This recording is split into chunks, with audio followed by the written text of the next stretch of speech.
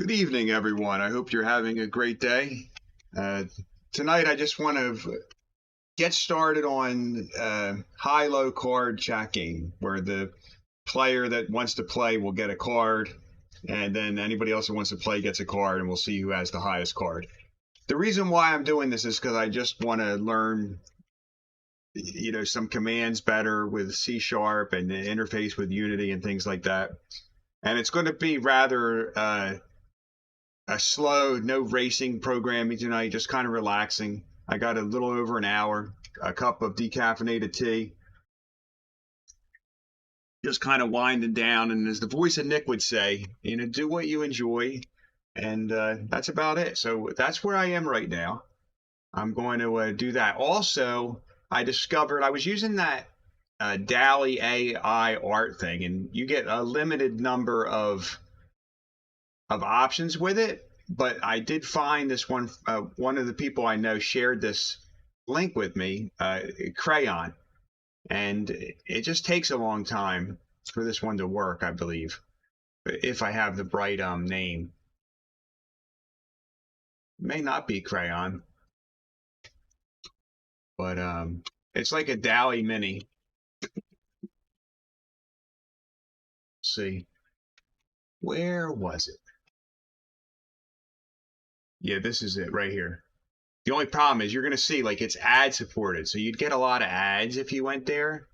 But it is nice because it is unlimited. And I always like free, although I don't mind paying for certain things, but I don't mind free. All right, so I want to make a high-low card game. So to do that, I guess if I look here, the first thing I need to add in this high card is a script for it. So can you add a script to the main item? I think you can. Let me see something. If I right click on it, game object, create empty, 2D object, maybe I need something in it. When I go back to my tag one, the tag didn't have any scripts with it. It's just a holder. All right, we'll make this a new object then. Create an empty object, and we want to bring that out of tag. We want to bring it into the high card. Somehow I was on the active scene. We're going to rename this.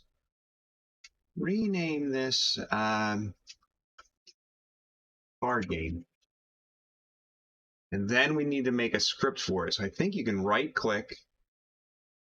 I'll learn how to do this better eventually. Create. Not a 2D object, it's a script. I guess I could go into scripts and make a new script here. Create. It's not out, C# script. There we are. And we're going to call this card game. Can I put card game on card game? Or are they not allowed to have the same? You can't add script code to card game because the script class cannot be found. What? Weird. Maybe I need to make it first. Let me see what card game is. Maybe it's not using anything because I didn't create it in the project. The Salandan. I didn't even know there was a Salandan around. Didn't even know there was a Salandan around. Card game.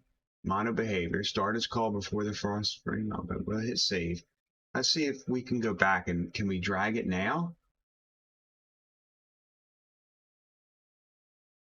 I guess it just didn't go there because it had never been created. Let's see if that was the reason.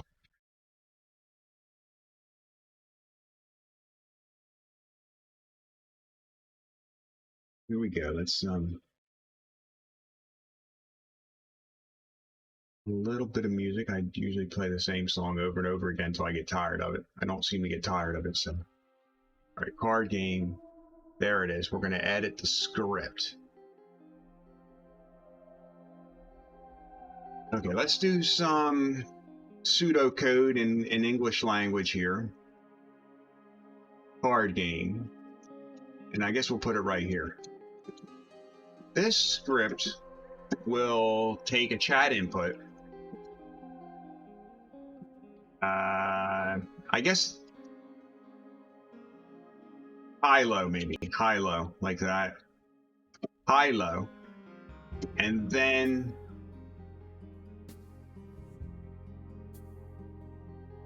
put a random card with the player's name. Yeah, somewhere under it, maybe. Okay.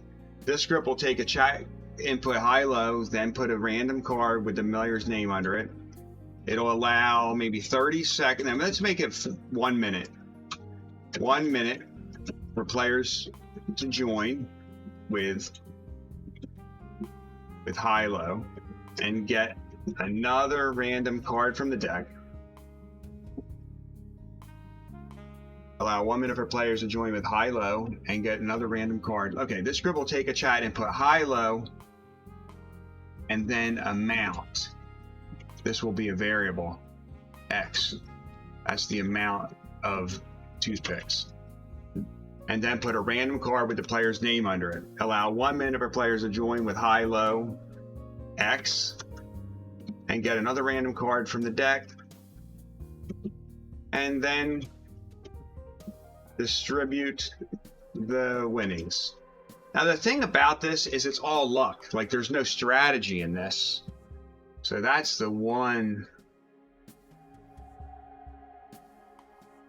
danger.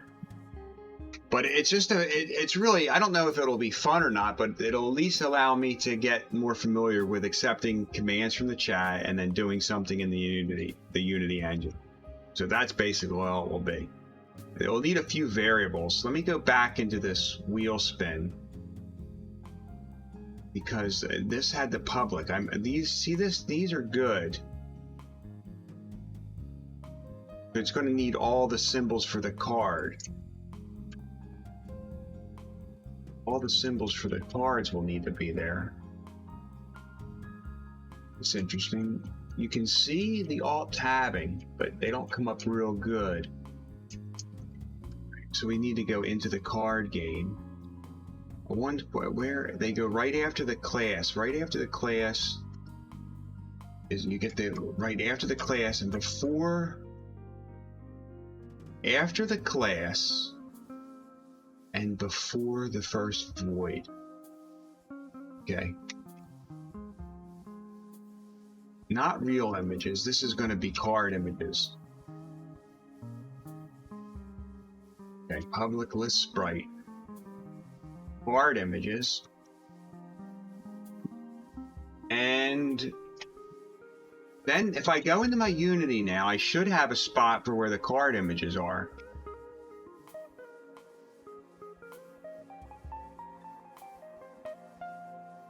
I click here, there it is, card game. Oh, I gotta save it.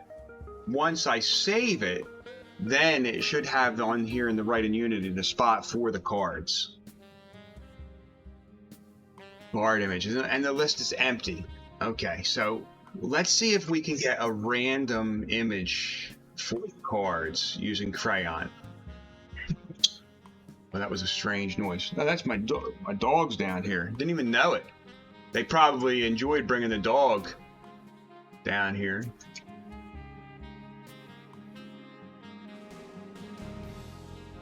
What do I want to see? I want to see, I'll show you where I am here if I can move this. All right, what do I want to see? I want to see a deck of cards, an ace of spades held by a toothpick. Let's see what happens. How to make AI art. We don't really want to see the ads, but can't help it. Maybe I think the ads are all clean, which is good. This should not take long, up to 2 minutes. If you're familiar with DALL-E, if you look here, what is Crayon? Crayon, formerly DALL-E Mini, is an AI model to control images from any text prompt. Are you related to DALL-E Mini? Yes. Boris Dema, who trained the current version of the AI model, and Pedro Cuenca, who worked on the back end, are both part of the Crayon team. You can find more details in the DALL-E Mini model card. All right, so we're at 42 seconds. Definitely a lot quicker when you use the credits for the regular DALL-E site that NPR was advertising the other day. Okay. So, but there it was, ace of spades held by a toothpick. So you've got your, like, this is the closest one for the random thing. So it's kind of funny. Look, there's a toothpick there. And you can change it, like ace of spades held by a toothpick.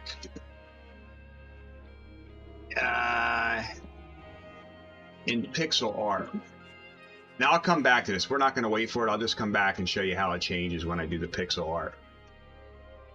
But I need to find open source art for the deck of cards.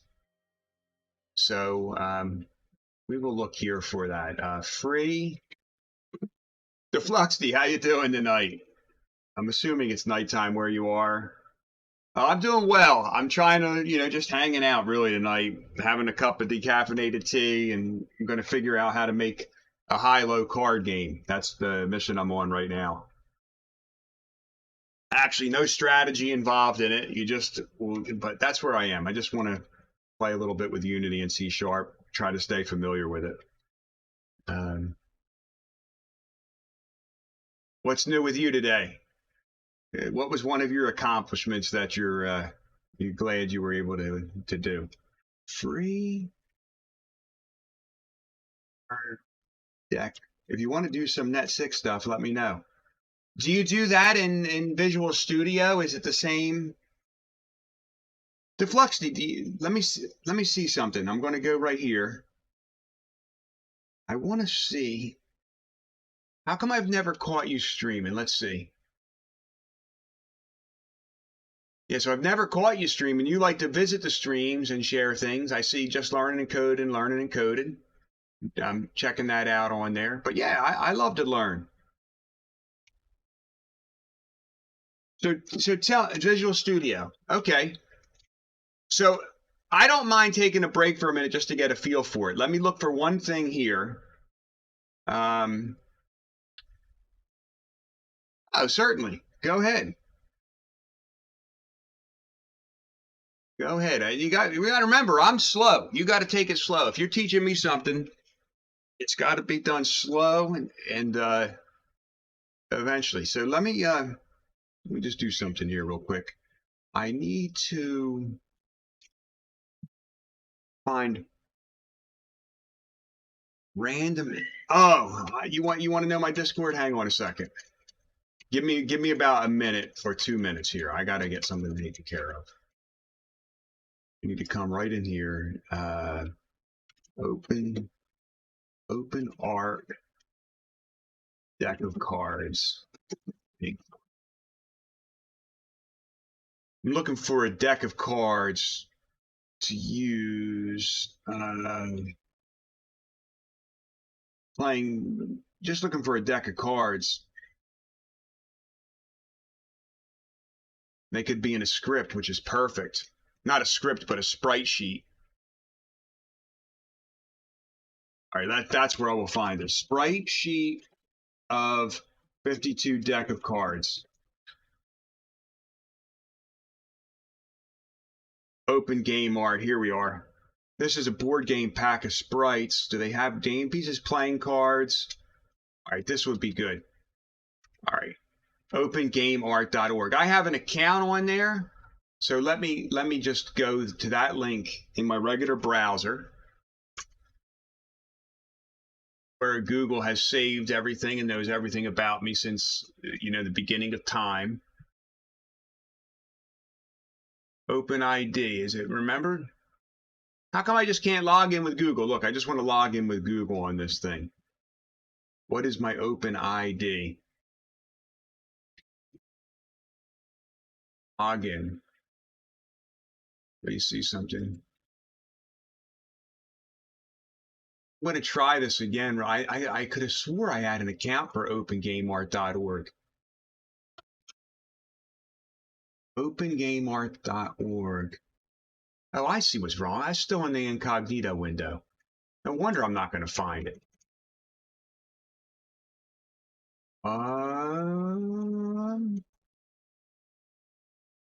No? Okay. Got to go into Gmail real quick. All right. I hope everyone's doing well. Type in exclamation joke if you want to see a joke. Maybe it'll be good, maybe it won't. OpenGameArt.org. Game mode. Yeah, maybe I never registered. Let me register real quick. Username will be Bionic Toothpick. Email address.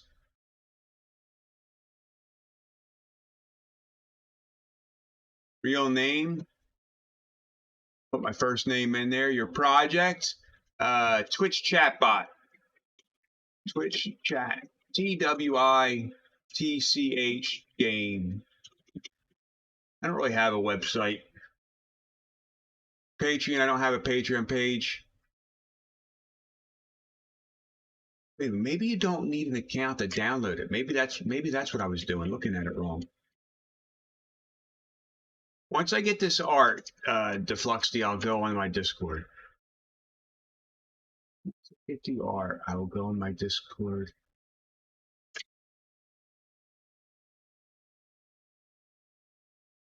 This is not right. Log in or register to post. But yeah, that was it. I didn't need to register to download it. All right, I got it. It didn't take, I was just not reading careful enough. Showing the folder. 7-zip extract to board game pack. Board game pack. And I want the sprite sheet. Ah, good, playing cards. So if I go into real images, I should really just make this images. And here's my playing card sprite sheet. And then if I go here, sprite mode multi, pixels per unit, mesh type tight, generate the sprite editor. I think you go to sprite editor, unapplied import settings for playing cards. Apply, slice,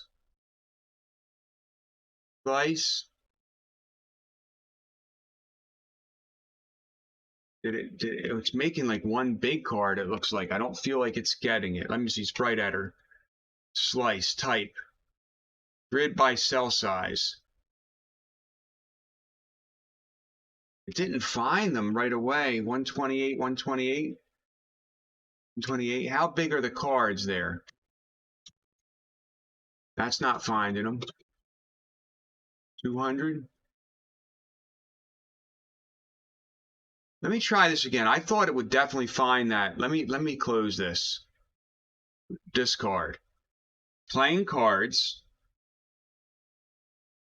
Sprite 2D, sprite mode. Sprite editor. Look, there's the sprites. There's a little bit of space in between them. They're all marked there. Slice, grid by cell, automatic. Slice, apply. Let me see what it did.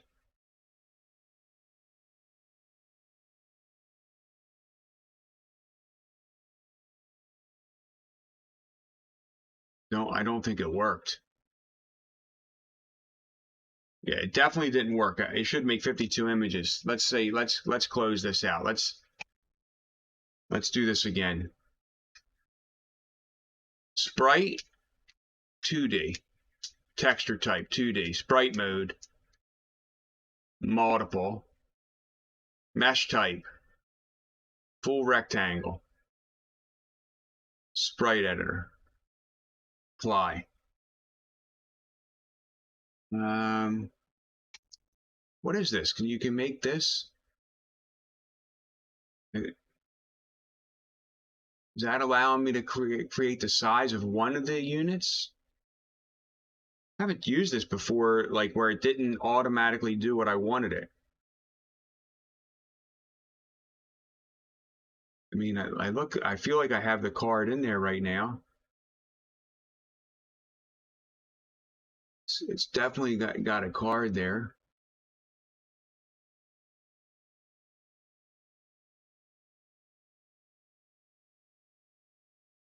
Okay. Pivot, center, normalize, playing cards. Trim, slice, pivot in the center. Type automatic. Grid by cell size. Isometric grid. Grid by cell count. Grid by isometric grid. Automatic. It's not the delete existing slicing method will destroy. It's not finding it. Revert.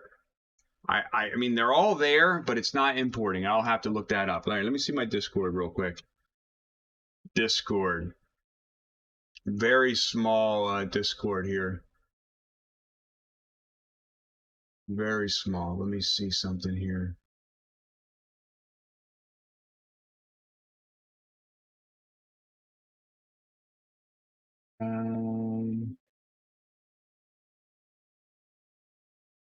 I see it, but I don't even know how to use Discord that well to invite somebody there. Let me see something. So there would be my Discord. Bionic Toothpick server, invite people. There it is. Invite people. All right. Hit and use copy button. All right. I copied it.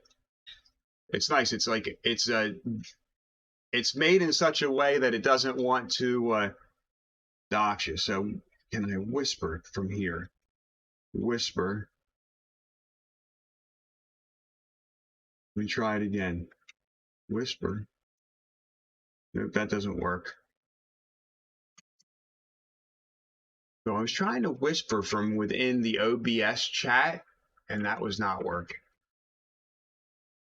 What I'm going to do is I'm going to go back into here. At the top of my Twitch.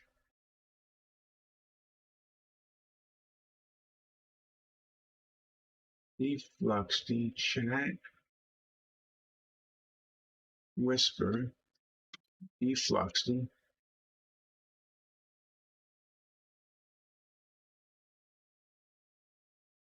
Here we go. All right, what's the whoa? Okay.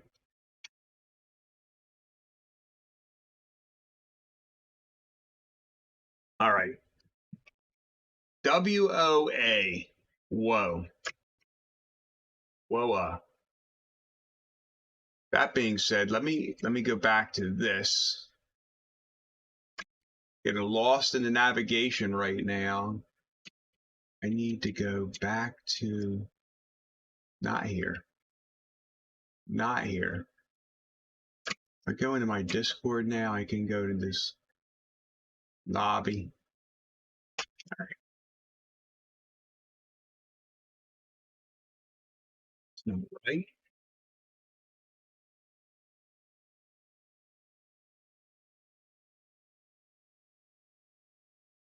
Getting there, but not there yet. But one other piece.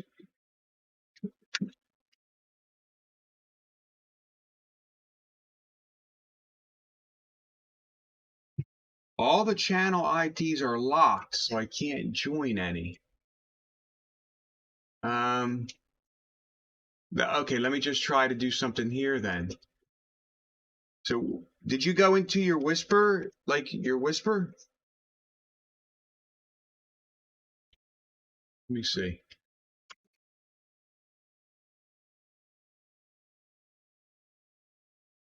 I will try to go again.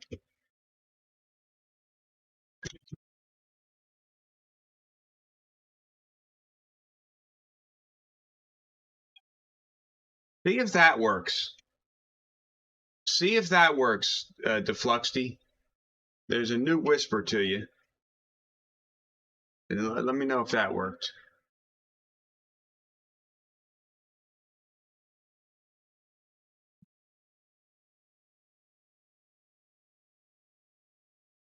Okay, let me see then.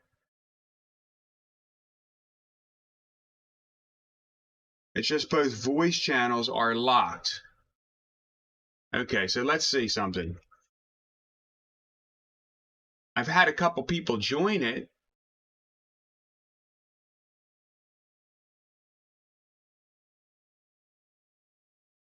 Oh, I just can't. Okay, I see you. Can't drag it. Okay. Create channel. Channel type, um, voice. Channel name, Twitch viewers. Create the channel. But it's locked too. Yeah, make it unlocked and I can join it. Edit channel. Age restricted channel, bitrate, video quality, user limit, region override. Permissions. Permission synced with category voice channels. Invites. Integrations. Yeah, I see it's locked. I don't. I might have to Google how you make how to make Twitch channel unlocked. Oh, maybe we need to be friends in Discord. Let me see something. If that's it, that may be it. Let me see something.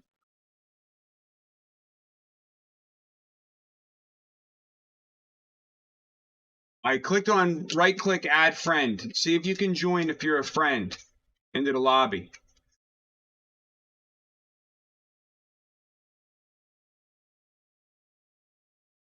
Ah, you're approved now. See this? That might be it too. See if you can go into the lobby.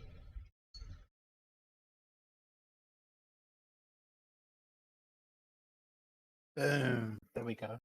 Yes, you're there, Deflux. I can see you. Beautiful. I can hear you. And you shouldn't be able to hear me through this though, because I only have the one mic going on. All right. So what did you want to show me? See me one sec. All right, a cough. So there's a couple of things I can show you. I can hear you through Discord, by the way, which works great. No, And hopefully interesting. hopefully you can hear me well because I got a brand new microphone and it's I just hooked it up. So hopefully I sound good. You do sound clear. I mean, the stream might notice if they. I mean, you're streaming along with me right now. But let me change the title right now, just because of my stream, in case somebody came here looking for the C# Unity right now. So we're going to be doing C# Blazor most probably. So you can change from Unity to Blazor. BLAZER. Mm-hmm. Oh, Blazor, ZOR at the end. Oh, so not like what you wear. Okay. I updated it. All right. Beautiful. All right, so I'm going to show you. Yeah, we're going to show you a few things, and we're going to get a couple things started. The first thing you could do for me is a favor. Can you share your screen on Discord so I don't have the latency because there's a latency between through Twitch. That way, when I give you, it's maybe possible. Just give me it may wipe out what you see, because let me just see something.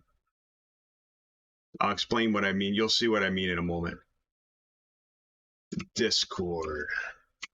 Yeah, so when you share on Discord, don't share the application, share the screen, and that should work. Yeah, you'll be better off with the application. What application are we running? Because it might run in the window. I'll show you what I mean. I just got to open up my Discord. Either or, however it works. It's just better for latency, but it's not the end of the world. However it works best for you. It's easy. Okay.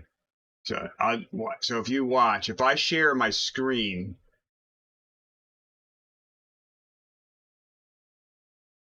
See? Right now. Oh, I see both of them. I see what you mean. Yes. Oh, that's very funky. I told you, because I play at an arcade cabinet, so my resolution is 4K, but in portrait mode. Wow, I wish I had my portrait mode screen plugged in. This would work great, but I don't. Yeah. So what I want to do go now is change the windows.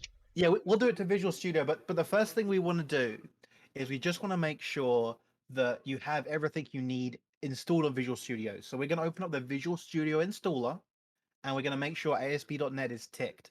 And if not, we're going to tick it. So Visual Studio installer, Yeah, just give me one moment. Yeah. I see it.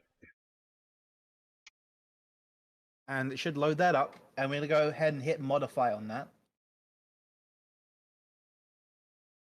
Getting things ready. And I see what you mean, but I can't see anything. So the very top left one should be ASP.NET. Yeah, let me see. Let me just. I'm just changing it. Does this work better for you now? So you're going to want to tick the ASP.NET.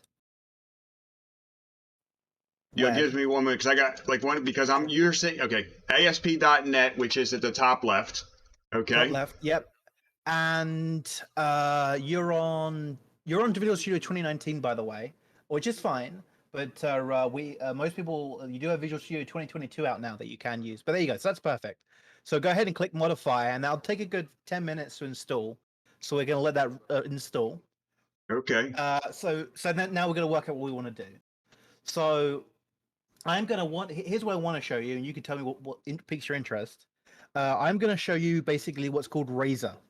And Razor is the mixing of HTML and C#. And so you can build out, you might have to close your other Visual Studio if you have it open. Yep, I did. There you go. Cool. Yeah, so right now, so something like Wordle or something like that would be good for the HTML combined with the C#. Is that accurate or no? I don't know what Wordle is. Oh, that's that word game that got popular and the New York Times bought it. It was like the 5-letter guess a word game.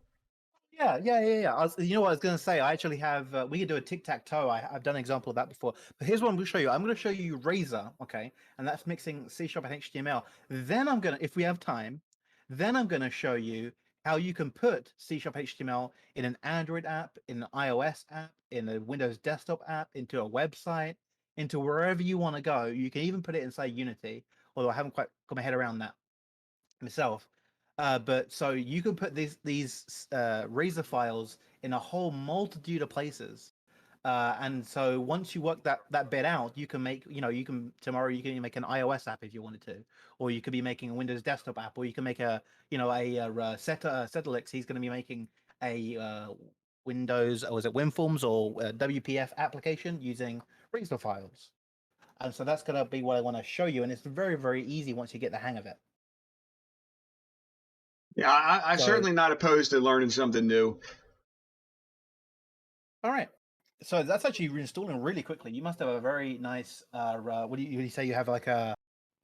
I'm not even sure. I see. I actually thought the thing was an overlay where you have like you actually have that built into what do you call it? Arcade machine. Yes, that's right. Yeah, this is actually an arcade machine. Yeah. That's brilliant. Out of that's so cool. 3/4-inch plywood, and yeah.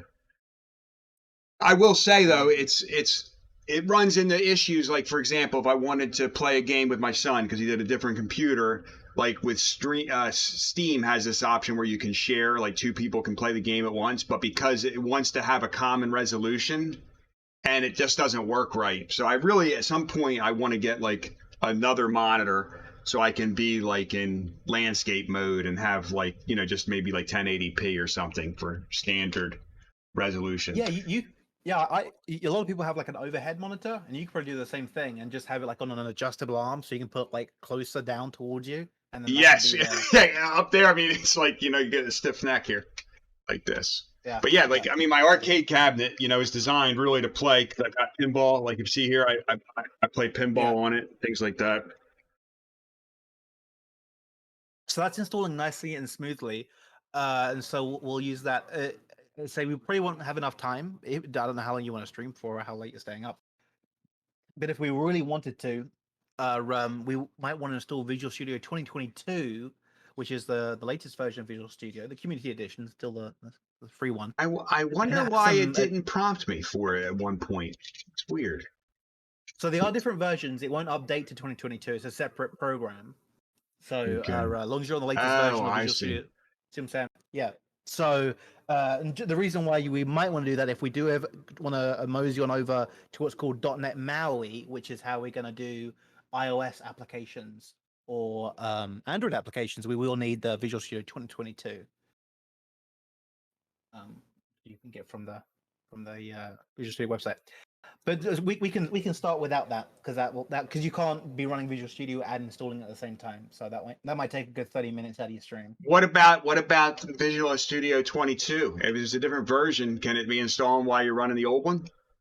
No, for whatever reason, once you're running that Visual Studio installer, you can't be using any of the Visual Studio products at the same time.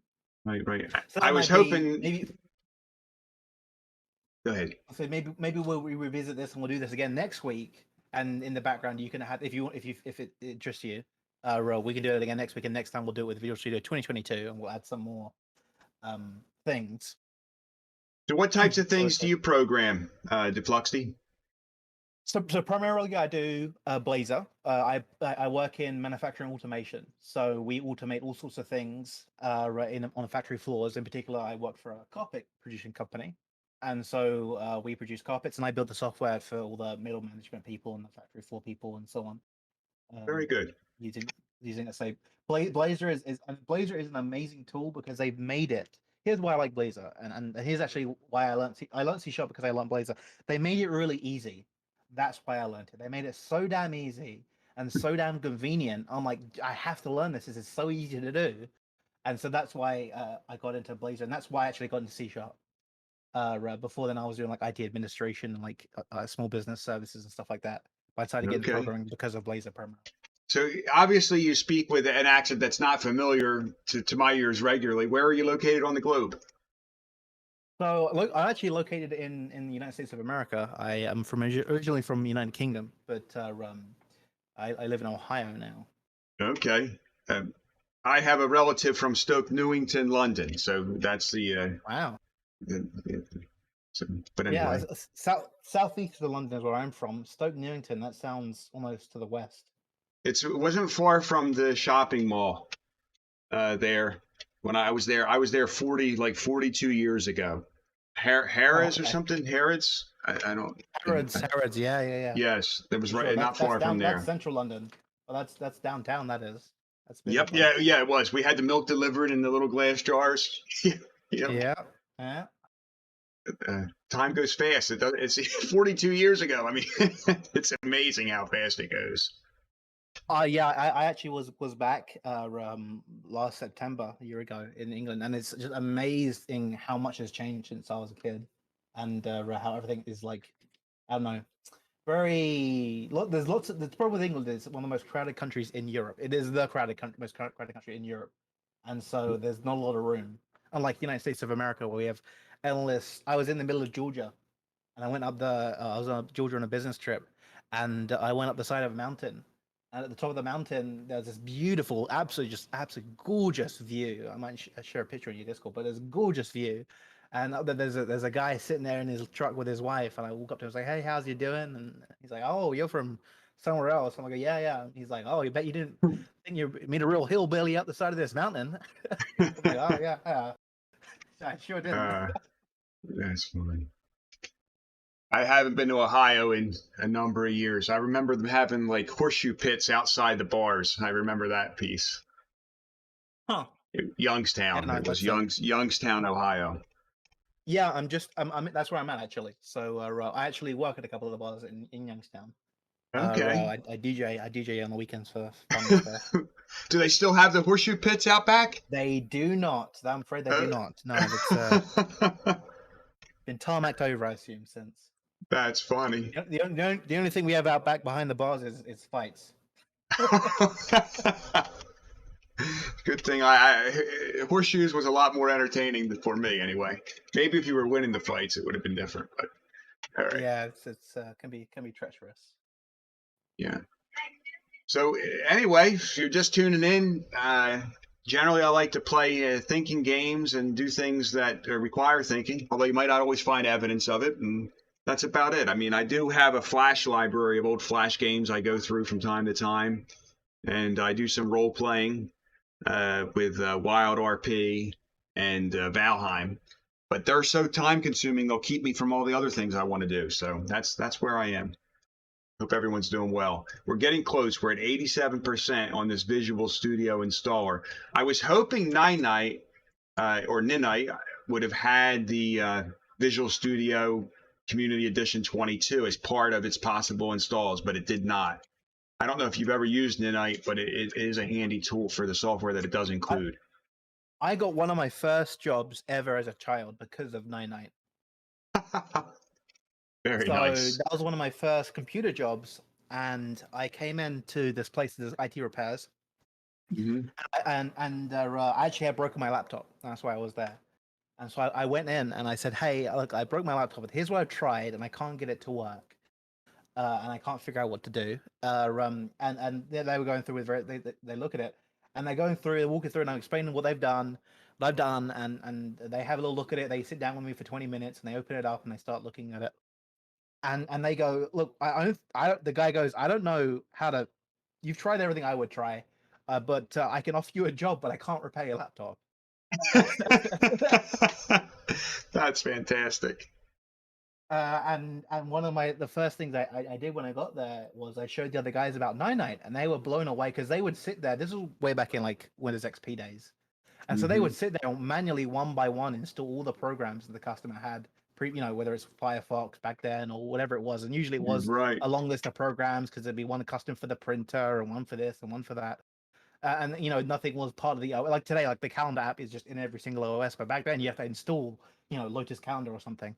And so Mhm. I showed them Nine Night, and they were blown away that they could, like, half of their day's work were taken away. You just hit this one button and it installs zip, Firefox, Word, whatever. It puts it on there for you and you're done.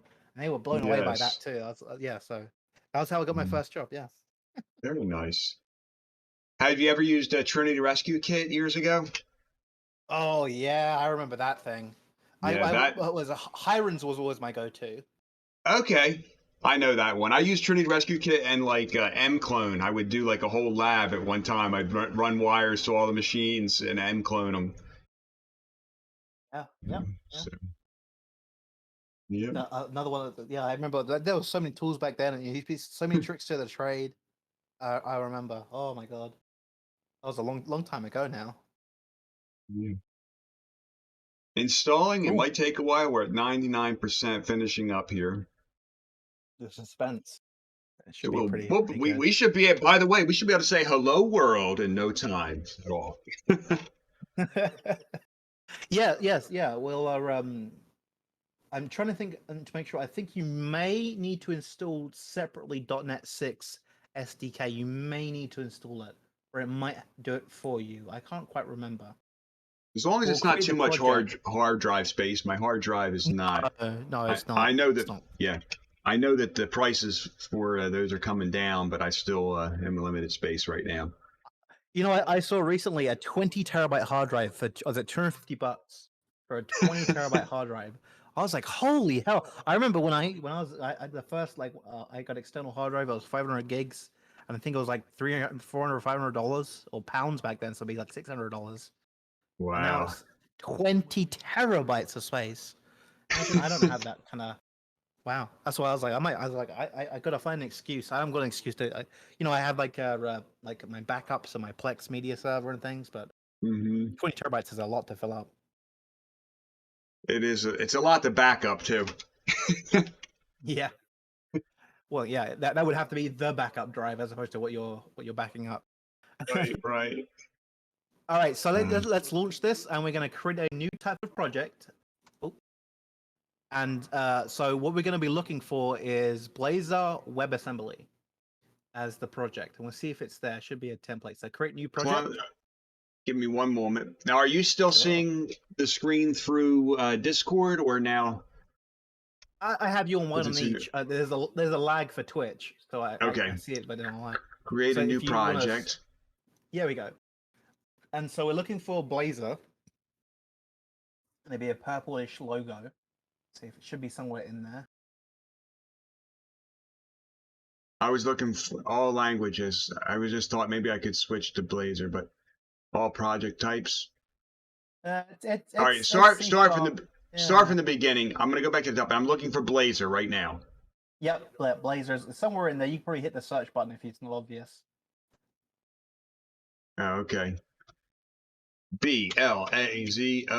Blazor WebAssembly app. Blazor server Yeah, that app. sounds good. We're gonna do the WebAssembly app. Okay. A project I can template. explain the difference. Yep. Do you want me to use C Sharp? Linux, Yes, if you Mac could do me a OS, favor, Windows. Yeah, go do ahead. me a favor and just go ahead and reshare your, instead of Visual Studio installer screen, reshare the Visual Studio, the other window now, Yep, give me a moment. and that way, yeah, no problem.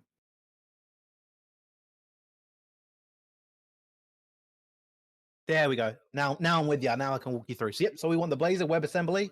We give that a double click, and then we're going to go ahead and give the project a name. You can call it whatever you like. Perfect. And just hit next on that. Or you can, yep, next on that if you want to. And then we're going to go ahead and, see that target framework? Yes. We want to change that to .NET 6. So let's see if it's available. It's not. Yeah, okay. so I'm going to. So in which case, we Just will back have to go out? and grab the .NET 6. Yeah, close out of this. We will have to go ahead and grab the .NET 6 SDK. I can give you a Right, link. which means I got to go back to the installer, right? No, this is a separate install. Oh, it's not Visual Studio installer. Okay. .NET 6. That's the one. I can give you a link in the yep. But it's gonna be .NET 6 SDK. So this was the latest AI art that I made today. Kayak through London and stained glass window. So are any of those I mean, it's quite interesting. That one is not bad. I mean, that second one is really stark. Yeah. So, and it was no effort. Oh well, while the Brava appears, catch it using exclamation poke catch. When it was revealed in 90 seconds. All right, let me go ahead and try to. I just catch that with an Ultra Ball, and then I will go to this link that the FluxDeep posted. Download Net 6.0. It's looking right so here. Should be SDK. I'm waiting for. There you go. And so it's going to be, you want the x86 Windows, right? Well, so I'm using x60. I'm using x64, so I should use x64. I meant to say, yeah, please. Yep. I don't know why I said that actually. That's weird. I meant x60. When I said x86, I was reading x64 with my lane, so I said that. That was my Microsoft ASP.NET Core 6.09 shared framework. Welcome to the Microsoft ASP.NET. Okay, I agree to licensing terms and conditions. We want the one on the left, the SDK. Not. Let me click it real quick. Yeah, we don't want the ASP.NET Core one. Well, that one doesn't hurt. We want the entire SDK. So when you open that site, on the left-hand side, not the right-hand side. The right-hand side is the ASP.NET Core. On the left-hand side is just the SDK. Give me one moment. Sure. See if you go back one to the whole page where you had all the. Okay. So I had picked the core, and here's the SDK. I see it now. There you go. Yeah. Yep, so and I want the x64 Windows. Yes. Yep. Okay. Perfect. Yep. All right.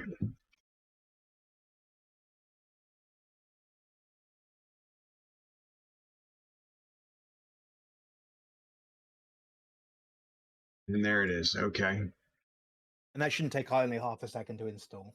It's very, very light. It was a, pretty light, but like a 200 meg download.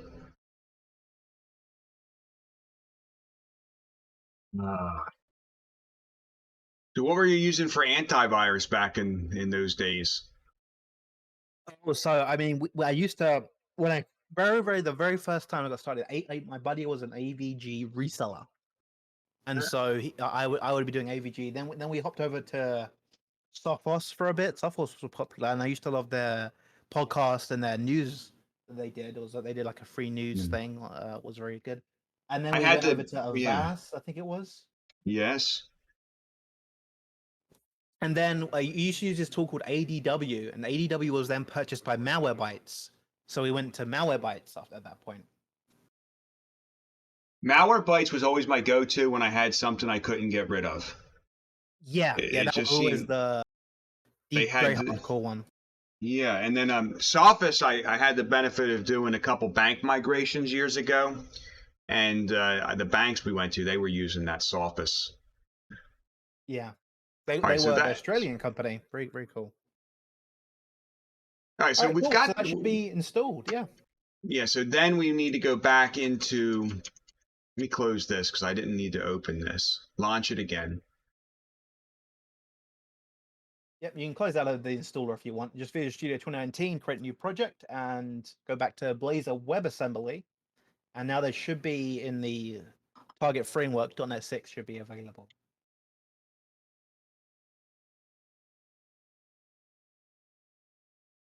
Project name, Defluxty. And Sounds good. next. Good name. It still says NetCore 3.1. Maybe I need to exit out of it and reload it. Yeah, if you just close Visual Studio entirely, just close everything out of that. Yeah. Let me see what I have open here. Lots of windows. Okay, and then just run Visual Studio now. Yeah, it really should just take it immediately. You don't need to restart it, I don't think. Well, Maybe I you need can't do Visual that 'cause Studio you're streaming. 20. Maybe I need 2022. Create a new project. You might be onto something there. That might be the case. Let me give you that little Google. I think that's correct. I think that might be the problem. Defluxty. What's all this then? What's all this?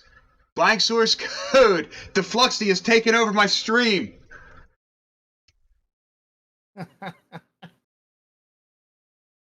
All right. Yep. So I think it's not coming up. I only see NetCore 3.1 long-term support. How are you doing this evening, Blank Source?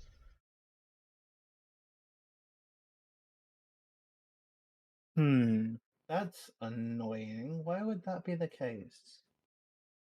Very good, very good. Oh, it says right there in yellow. Do you see that right in the middle of your screen in yellow? It says this release is only compatible with Visual Studio 2022. Using a different version, see .NET blah blah blah SDKs. Yeah, I don't see that. I don't see it, Defluxty. Yeah. Yeah. So I think we need to go and hit the .NET SDKs, and maybe there's one that's specific for Visual Studio 2019 with .NET 6. Yeah. No, I'm not fed up with Unity at all. In fact, Defluxty, when I started today, I was working on my high-low card game and working on trying to import a sprite sheet. That's where I left off. So should I uninstall Visual Studio 2019 first? No. You can keep them both. I mean, I know you said you're low on disk space, but other than that, there's no reason unless you need to uninstall. Okay. To make up room. So I need Visual Studio version 17.3. Well, Visual Studio 2022. Yeah, which is the latest version. That will take a little minute to install. I mean, I'm happy to wait. I don't mind. I just want to bore your viewers. Oh, look, the fact that I have any viewers, I'm doing this for me. I'm glad to have everybody. They know that comes on. I appreciate because I can't do it without them. So I do appreciate. So here's the download community. But I mean, there's a lot of things on Twitch, that they can go to. They could share. I mean, we can talk about something, whatever. It's fine. But here's the community edition, and it's downloading Visual Studio setup. We're going to move on. Before you get started, we need to set up a few things so that you can configure installation. Yeah, what are we up to? He was going to show me Blazor. Yeah, so I'll answer that. Yeah, so we were going to just do a little bit of web development with C#. We're going to be making Razor files, which is mixing C# and HTML. And we were going to use the latest and greatest.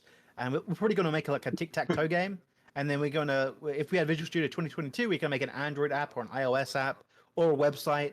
Or we're using C#. Can you make this instead of a tic-tac-toe game where you can cross off 1 line, 2 lines, or 3 lines in lines rows 1 through 5, and then the next person can cross off 1, 2, or 3 lines? Or is this getting too complicated? Anything is possible. I'll show you the basics, and hey, you want to take it away, and we can do that. So on your screen now, I do see on the Twitch chat as called up. So you're on the ASP.NET, and if you do want to do the MAUI stuff, you want to tick the .NET multi-platform as well. So you want both of those. Repeat yourself one more time, Defluxty. Yep, no problem. So the top left, ASP.NET, we want that one. And if you do want to go forward and do like an Android app or something, you're going to want to also tick the MAUI or .NET multi-platform, which is 3 down from the one you just ticked.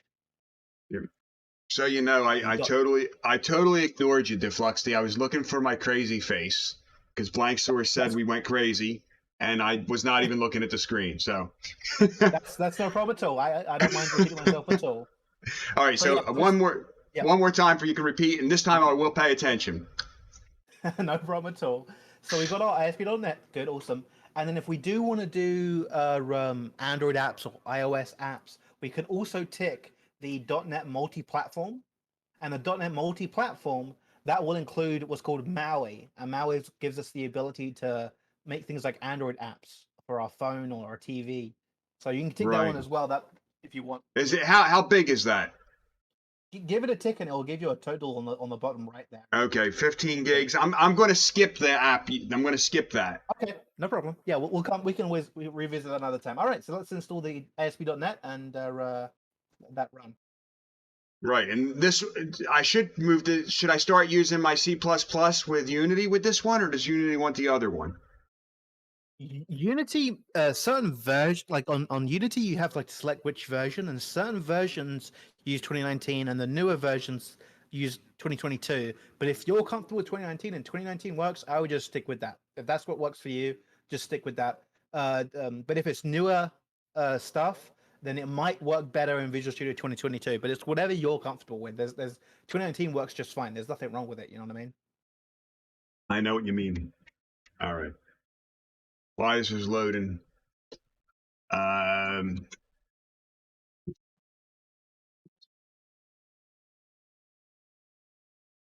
Yeah, so that will definitely take a few minutes to install. All right, I'm gonna play. I'm gonna play a racing game while I'm waiting here. Right, I was just about to say, my favorite disk saving app is WinDirectoryStat. Do you have a disk saving app that you use to like work out where your I install that one on my work servers. That was the quickest game ever, Blank Source. That was the quickest game we've had yet. But now, did I rebuild it? Let me see something. What's the other game I made the other day? I had Tag, and then I started making another game. I think it was Slots. I must have never built and run after I created it, so it's not transferring over. Let me do that. Let me well, I can't do it because I don't have Unity running right now because I'm installing this update. All right, we're stuck here. Go ahead, Blank Source. You can join in. I won't move. I'll tell a joke too. That way we'll have the. Wait. That's awful. They spawned right next to each other. Unbelievable. Defluxy, it's not going to work because the game is over. When those two spawn, they change the same color. Logic problems. Oh, man, I was beaten. We all were beaten. All right, we're going to try it again. Let's come in. We'll run it one more time. All right, here we go. Joke. I just wrote a book on reverse psychology. Do not read it. I like that, Black. Circle me. All right, so I'm going to go up and I'll stop on a dime. And I'm going to go right. I think I have a strategy. And it involves knowing when to stop. Down, down, and maybe make right and up. Let's see what happens here. Uh-oh. Got that taken care of. There it is. The chat, it will parse now. Oh yeah, you got it in there. You got it in there.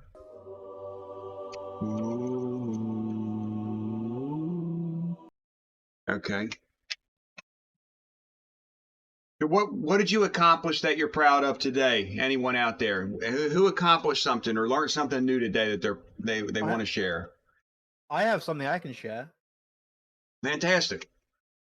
So I kind of mentioned a little bit earlier. We do DJing on the side, and so we do weddings quite a lot.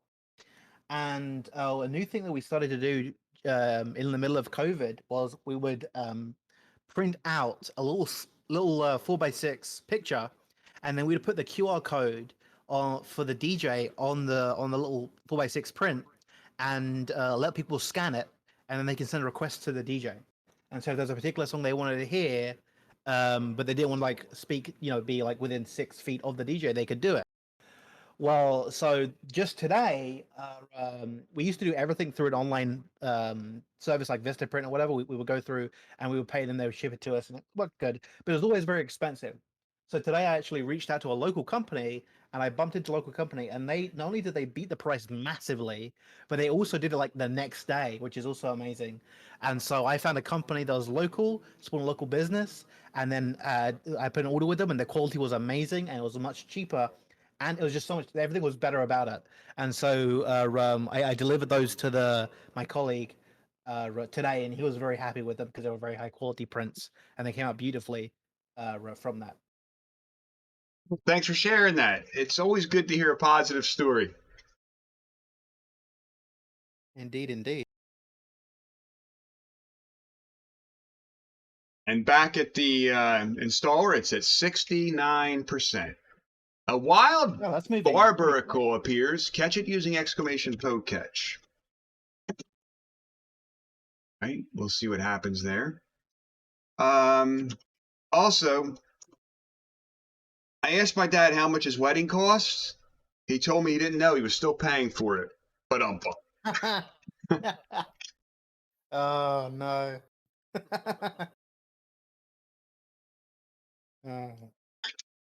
the Fluxy, you don't have the trainer pass yet. Enter exclamation poke star to get your starter Pokemon. Dude, I would give that a whirl. Bulbasaur, perfect. Level 5 already. Outstanding. Yeah, my nephew, he streams. He hasn't in a while because he's had some health issues, so now he's going to bed early until he gets those taken care of. But that's why I started doing the Pokemon thing, and now, like, I have so many Pokemon, I don't even know what I'll ever do with them. That's funny. It was a good excuse to get a good walk. We'll go for a good walk and catch some Pokemon.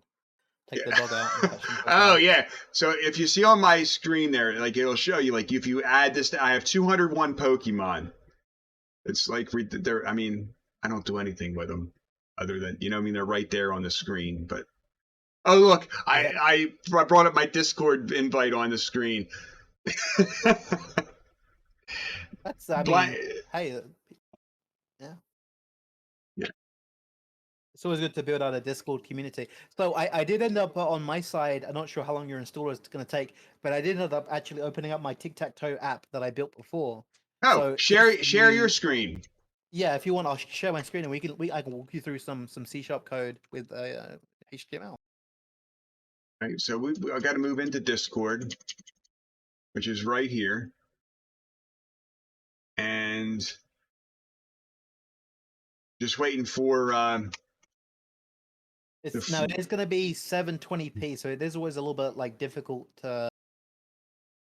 I'll zoom in, but it's always difficult on Discord to read what I'm showing. That's because you do not use Nitro.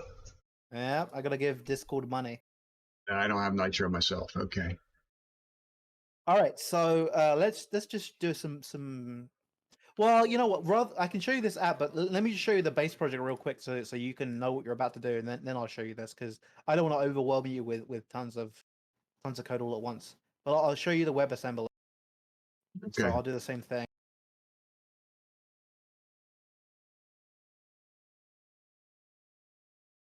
And could you see my screen, by the way? Does it come through good? I mean, it comes through well enough, especially like you're using Microsoft ASP.NET Core .components.web. I mean, that's large enough.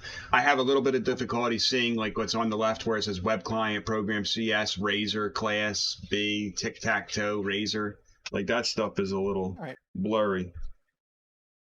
All right, so that's good enough. You should be able to see. So we're going to create the stock project, and so here we go. Here's our stock project, and we have I called it demo. So we have demo client, demo server, and demo shared. So a little bit self-explanatory. This is the one that runs on the server. So if you imagine you have a server, this is the one that's going to run, and then this is the one that actually runs on the client. And then here's a shared project, so you could put things that go on both of these. So we're going to look at this counter.razor. So Hold this on is our one second. counter.razor. Yep. Blank Source just told us that C# for web development makes him cry a little on the inside. Cry a little on the inside. Oh my, I love Blazor. I don't know if that's a good thing or a bad thing, but I could say I do like it. So here we go. Here's our counter page, and you can sort of see, and I'm going to run it, and we can do it side by side just so you can see what is going on. We got 19 lines of code as our counter page. And so I'm just going to run it for the first time. It's just going to take a second to build it for the first time. Okay, here it is. All right, so on line 1, we have our first line. It says at page /counter. So this is going to be this at page /counter. That makes sense. Page title counter. That makes sense. And we've got a H1. So H1. Are you familiar somewhat with HTML at all? Have you ever done anything with HTML? A little bit. Header 1. Header 1, perfect. Just like Microsoft Word. A lot of people don't realize that this is a Microsoft Word. Has the same thing. We have a paragraph. And in the paragraph, we have this thing called current count, and then we have an @ sign that's bright purple in my IDE. That's a good indicator with the word current count. And then we have a button that's also got a @ sign with an on click called incremental count, called click me. So that sort of lines up exactly with this here. And every time I click, I'm gonna zoom in so you can see it. It's going up by 1. Yes, I do have a confession. I wasn't really into HTML that much, but I did know it a little bit. I used like Coffee. I think it was Coffee something, which was the HTML editor I used. But Okay. we bought what was it? Front Page. Oh, that was a nightmare. That was a nightmare. You're correct there. Wow. All right, so that's that, and then also we have this code block. So we've gone through these 4, and we also have this code block, and inside this code block we got something that looks like C# code. This probably looks familiar. I've got a private integer called current count, which is set to 0. And I got a private void called increment count, which is just incrementing the count by 1. So you can almost see here, every time I click this button, has an on click increment count, and an increment count is simply adding, incrementing by 1. Right. I understand it. On this integer. Yep. The screen you're bringing up that shows the count increasing, that looks like, is that CSS or like what calls those to look like that? Where is that code? Oh, this menu stuff you mean to say? This Yeah, the WYSIWYG interface or whatever you want to call it. The GUI. That's it. The GUI. Is that right? GUI. Yeah, that's the name. So I can show you that in just a little bit. I just I'll show you just a couple more things, and then I'll show you. So this is just the stock generic stuff. We're going to replace this with something that looks a lot nicer than this. But I can show you that code. It's in another Razor file, and so all these Razor files are componentized. And so we're looking at one of these Razor files, counter.razor. We also have things like the main layout, and in the main layout that has some of the stuff that you were looking at. We also have like the nav menu, which we see as well. But I'm just going to focus on this. So what we can do here is I'm actually going to put an if statement in here. So I'm going to say @ sign. Why am I putting @ sign? Because I'm in a Razor file, so I need to tell the IDE I'm about to do C# code. So @ sign if, and I'm push to talk on Discord, so I'm gonna let go of my push to talk for a second. If current count equal greater than 10.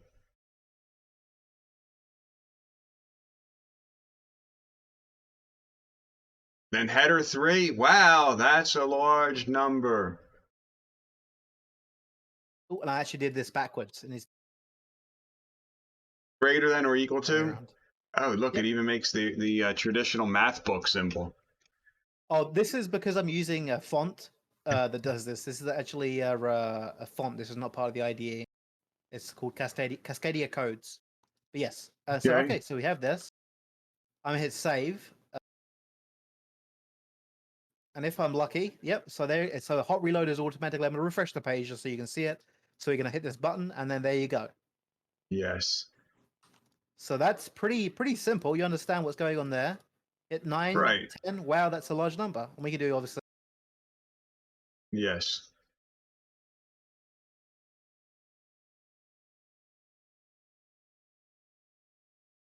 All right. Keep on clicking. All right. So my Visual Easy enough. Studio. Yep. Very good, Defluxy. Now my Visual Studio completed loading. All right, yeah, Version let's two. just do the same thing in yours. So let's go ahead and load it up. Yeah. With Let me stock see. Let me project see and if do the that same thing. has it. Yep. Let me see if that has it. I'm going to close this. I'm going to close that, and then I'm going to like get lost in all my windows. Yeah, you can minimize Discord, I guess. Yeah, let me and here I can pull this in. All right, here we are. Visual Studio to open a new project there, create a new project. It's doing here Blazor server app. Blazor WebAssembly. We want the WebAssembly version. And I can All right, explain the difference, but let's do WebAssembly. But let me do search for Blazor. There it is, Blazor WebAssembly app. Next. And the Fluxd. We got that. Next. Net6 long-term support, authentication type, none. The setup is probably much easier than starting with a bunch of npm packages. Yeah, so go ahead and hit tick all those buttons. Again, if I can encourage you to share your screen or share your window with Discord, but tick all those. So tick ASP.NET Hosted, tick Progressive Web Application, and also tick Do Not Use Top Level Statements. So everything should be ticked. Okay. Create. And then hit all right. Create. Yep. And then if you would be as kind as to share your screen on Discord. I will.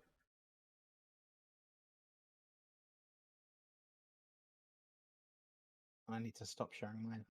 There we go. Ironically, an advert has appeared on your Twitch stream, so I don't see anything. Oh, well, hopefully it's a good one. What are they trying to sell you today? Some football tickets, which unfortunately is not going to do me much because I don't watch American football. Okay. Oh, it's Amazon Prime Television. They want to have me subscribe. Oh. I'm looking for the window for Visual Studio, and it's there. Yes. It is. Okay. Did you hit create? Oh, it's massive, but I see it.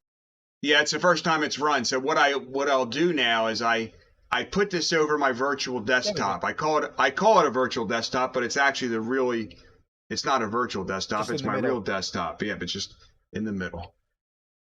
Perfect. Okay. All right. So yeah, we got the same project. You can see we got the server side, we got the client side, and we have a share project. So we can go ahead and open up the pages folder there, and inside pages, you should see a counter.razor. So it gives you this sample just at the beginning. Yeah, this is just a stock yep. thing. Go Seahawks! Go Seahawks, perfect. Yep, there we go. I don't even know who was. It was some Amazon neutral team. I'm not sure. So yeah, so let's go ahead and do an if statement. Let's do the same thing. So on line 10 there, you should be able to do an @ sign, and that sign just indicates you're going to do some C# code and do an if statement. Okay. It does take me sometimes to hit the right key. No problem at all. @if, and what do you want me to check? If the increment count? Yeah, let's do a check that current count. If, and then we'll do a greater than 10 or equal to. If the current count so you're going to want to greater put than brackets around that. You need some brackets in there. Around what? So if then open. Like here? Yeah, there you go. Perfect. There you go. That's good. If like that? Yep. Okay. If current count is. Yeah. Hey, Blank Source, we're moving back to Unity very soon. I'm going through this just quickly here.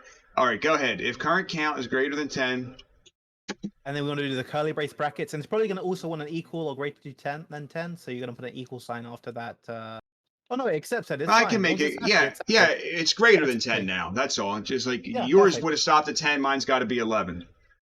Yeah. Okay. Perfect. So go ahead and then let's put some HTML in there. So let's do a heading 1. Oh, that's right. I got you.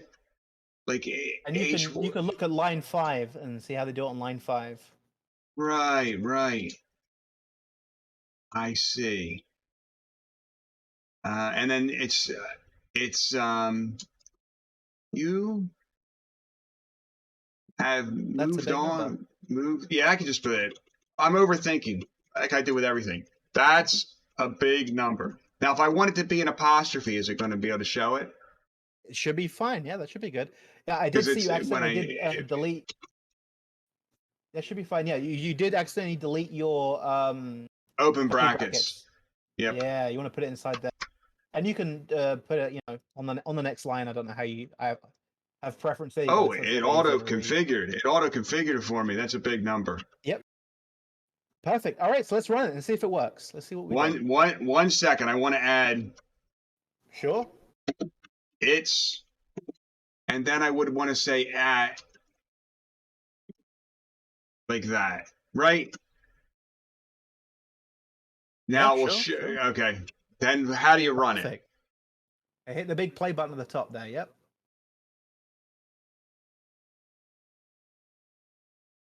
And that's going to take just a little second because it's building for the first time, but it should go ahead and open up a browser window with the website. And we do have this fancy feature called Hot Reload. And so we should be able to make changes to this Razor file, and it should automatically rebuild it and put it into the browser. Well remembered. Because this is the first time we've used a web app, it's going to add a certificate for development purposes. Yes, and now look, I just doxed my SHA1 code. This is probably how GeoHot was able to get into the PlayStation. Yeah. Yeah. No, don't dox yourself. Good.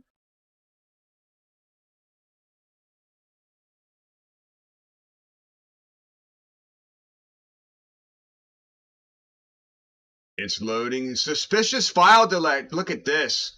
AVG doesn't nunder. It's the Defluxty server exec. Yeah, that it will do that. I actually surprised. I use the default Windows AVG. Good news. The file looks safe. Yeah, I use AVG. Yeah, it's free. Right. Windows Defender. Oh, they're all taking their turns, huh? All right, yeah, so I use the default one that ships with Windows. So if you're looking, localhost has come up. How is Blazor working for you? Take our brief survey. Yeah, Clefairy was caught by blank source code. You caught it, blank source. Good job. And then I see another window that came. No. What am I supposed to go to the counter? You're gonna go to the counter page and we're gonna hit that button. 1, 2, 3, 4, 5, 6, 7, 8, 9, 10, and now if it works, there it is. That's a big number. It doesn't work because it did away with my apostrophe. I have a typo. Ooh. That's a big number. That is an epic fail. But it does work. Okay. Oh, no, yeah. Fill in the survey to help their NPS. What does NPS stand for? How easy or hard was getting started with Blazor for you? It was very easy because I had, how would you rate the quality of Blazor? How in the world are they going to ask somebody that's used it for like 30 seconds, how would I rate it? That's funny. But you're officially, that's it. You're now a web developer. You're now officially a web developer. You're a full stack developer. All right. By the way, I'm no longer a streamer. Now I'm a developer. I've always considered myself. Yeah. Yeah. How would you rate the quality of Blazor? I don't feel good about filling in this survey. So I got to Let's say keep neither. developing, and we can come back. We can come back to the survey once you're completely sold on Yes. it on your thing, and then redo the survey. Oh, they No, don't want me to it's on stop. every single. It's on every Look, single stock. Wow, they don't want me to really? stop taking surveys. How you feeling today? I'm feeling great. I'm feeling great. Outbreaks near me. Help track the COVID. Are you glad you're okay? In the past 30 days, you've been tested for COVID-19. We got to rename the stream now to just survey taking survey. No, Survey in taking the past stream. 30 days, have you been tested for influenza flu? No. I'm sorry, I can't go on. I can't go on. There you go. But no, that's you know what, I've never done that survey, and I've been doing Blazor for years. So that survey is there every single time you do a stock Blazor build. So you can the 10th time you've done the project, you can then answer it with Okay, I'm confidence. taking away 5 toothpicks for that. You know, you're not being a good net citizen for Microsoft. That's true. That's probably true. Okay, so yeah, so that you've got the basics. You've understood what a component does. You've understood Razor files. You've typed C# and HTML mixed together, and then that works in real time in the browser. And you're using, say, an object, so you're updating an integer using your HTML and C#. So Yes. that's the basics. If you've understood what's gone on so far, you now understand the basics of Blazor and web development. Right. So I could do like an H reference for an image in HTML. Any HTML Yep. works.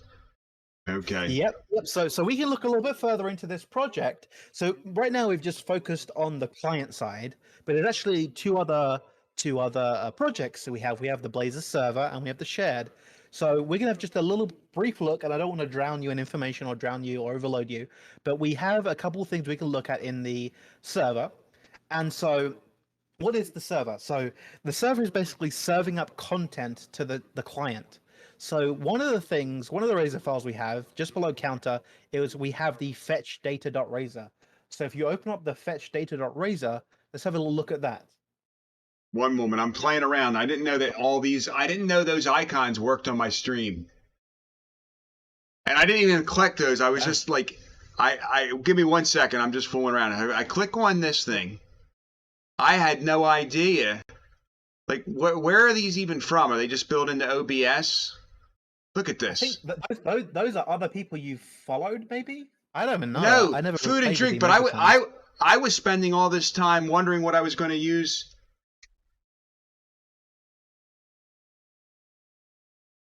I don't even know. That's incredible. Yeah, I have no idea. It's funny. It's pulling them up. I mean, there's. All right. So Blank Source writes, I suspect just compiling your Unity game as we assembly is a bit heavier than Blazor. WebAssembly, it certainly is slightly heavier. Blazor is very light, but you could certainly do it. It certainly is a thing you can do with Unity.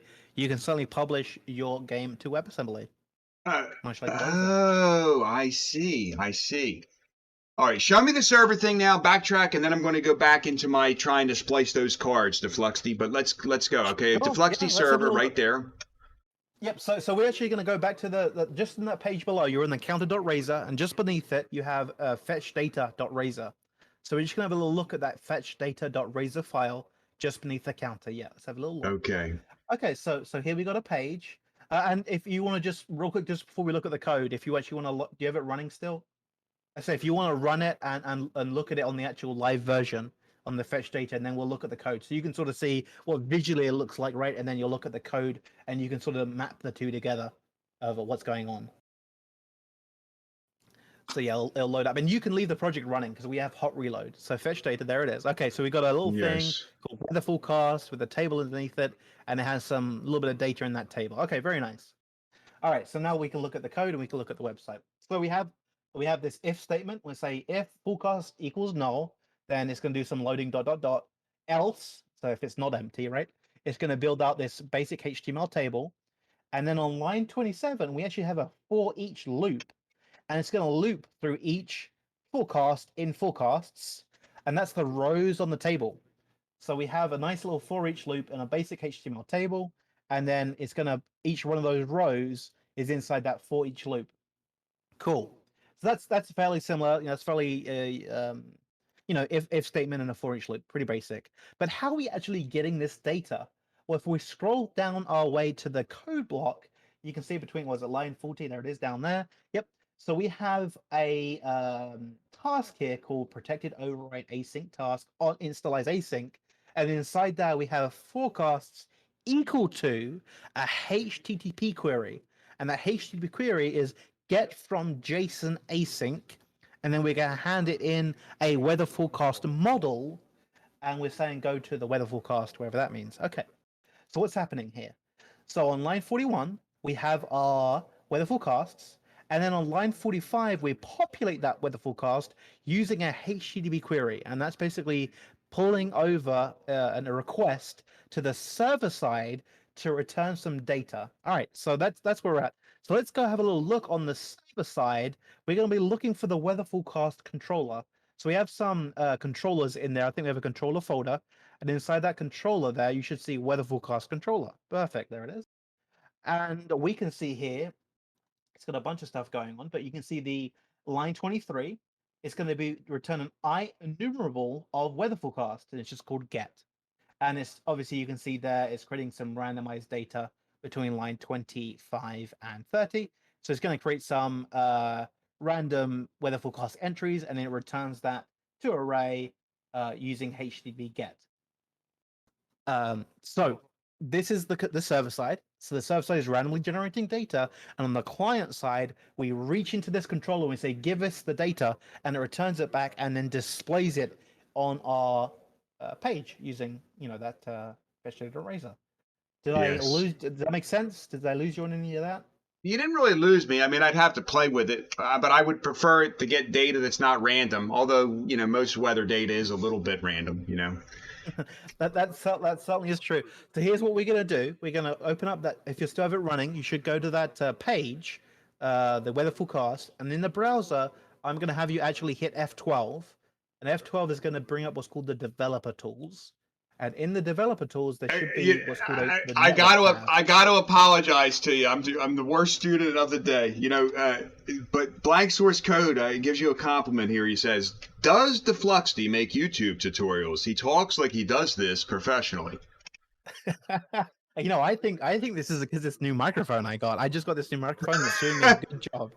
Because look, I teach people where I work. I train people, and they don't listen to me one bit. And maybe this new microphone I've got will help me out. Yeah. I use this banana thing. You can now. How deep does my voice sound right now? Oh wow, yeah, we're going deep. Yeah, the voice meter. Yeah, Yes, this has been because I don't have a great mic, so I use that. But I just generally keep it right here at the default. I appreciate the compliment, Blank. Thank you. But that being said, all right. I don't do YouTube videos, but I do every now and again hassle Twitch streamers to try and show them Blazor for fun. Where's Seto when you need him? I've been hassling. I've been trying to get Settlex to learn Blazor and SQLite, and he will not budge. He will not budge. I'm haranguing him and seeing what I can do. Thanks, Blank Source. Okay, take us off where you were headed, and before I interrupted you. Let's go ahead and let's open up the browser window where you have that fetch page site page loader. Excuse me. Wow, I'm letting myself down now. Bring up the browser where you had that running. Here's what we're going to do. We're going to hit F12, and F12 is going to bring up the developer tools for that page. Yep.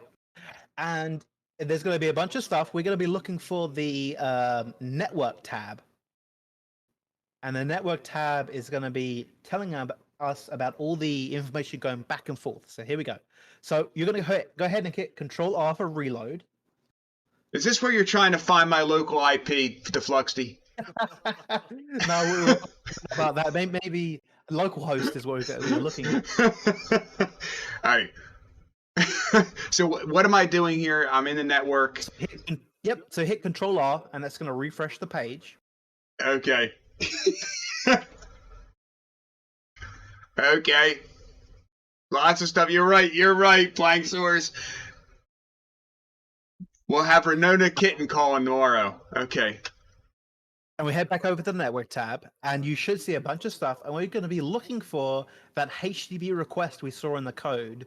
So it was looking and it was making a HTTP request, and you should see weather forecast with a fetch. It's fourth from the bottom. I can see it now on the Twitch. So fourth from the Yes. bottom, you should see weather forecast. If you give that one a click, and then if you go to response, Okay. the response tab in there. Just you see headers, preview, then response. Yeah, I yep, assure I you, see it. I'll Yeah. let you know if it's going to dox you or anything. It should be all good. All right, so in there you can actually see. If I go to the preview tab, because the preview tab was going to lay it out a little bit nicer for so we can see. Uh-huh. And that's just going to Preview. basically your preview, yeah.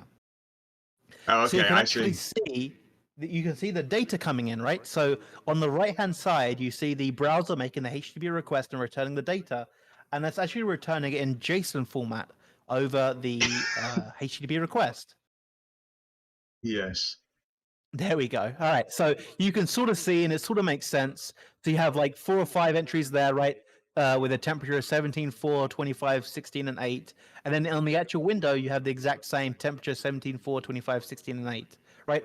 Because this is the actual data being sent across, and then we're simply displaying it in that form. That's what that fetch data.razor file is showing you. So it's getting the data, it's making a HTTP request that's coming over the wire, and it's written into JSON. Then you're deserializing that on the client side, and then you're displaying that in a table using a for each loop.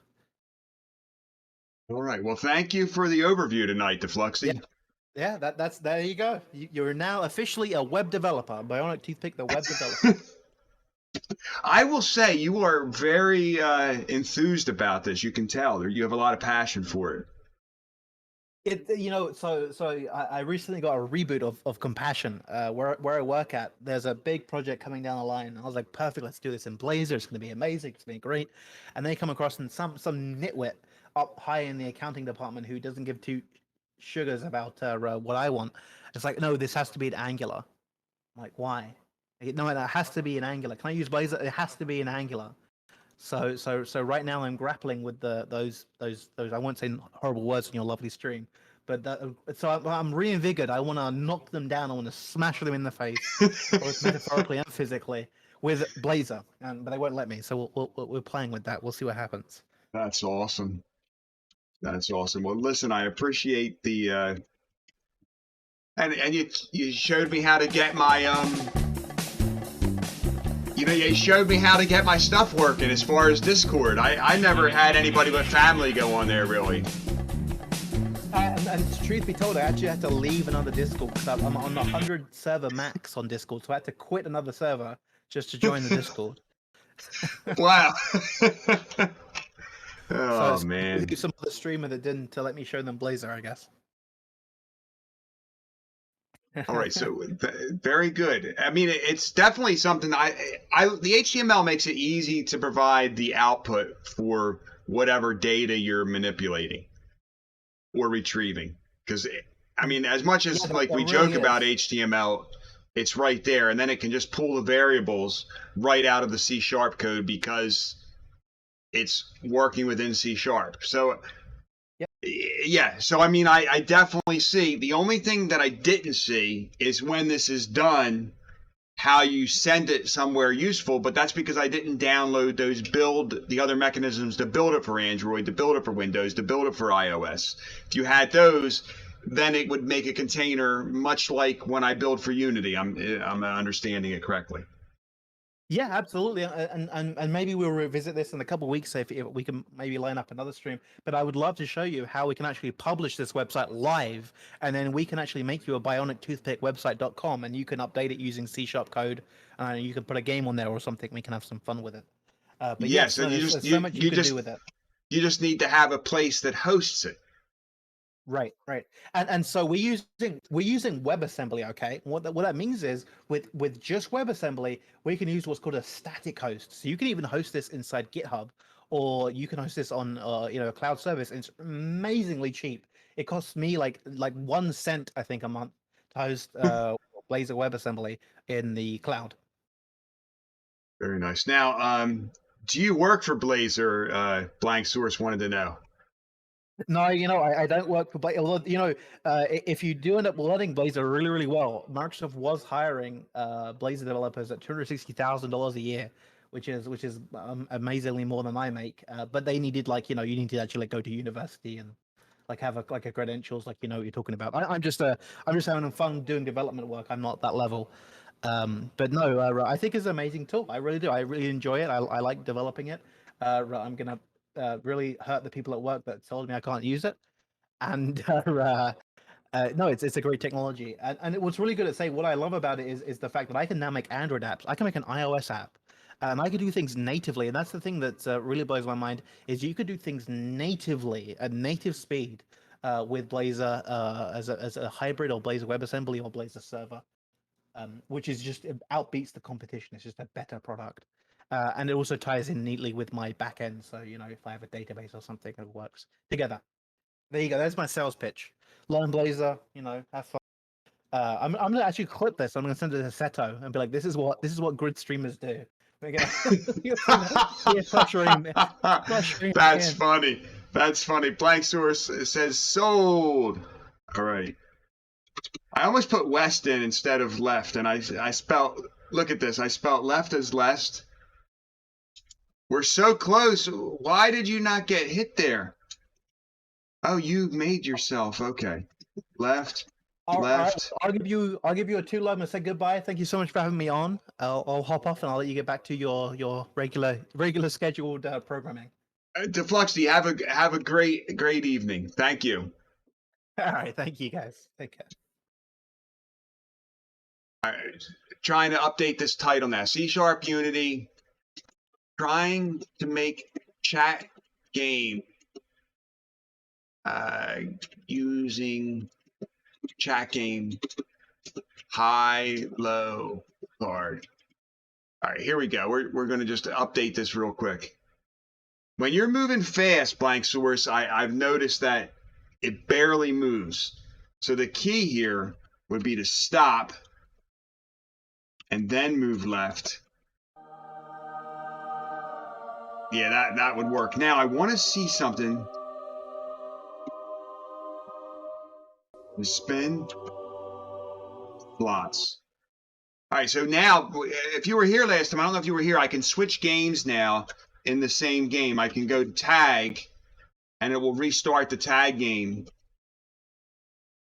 without you know what I mean? I don't know if you were here when I got through that last time. So that's so I could just come right in here and I could type in slots. Boom, and it brings the slot game. Then if I type spin,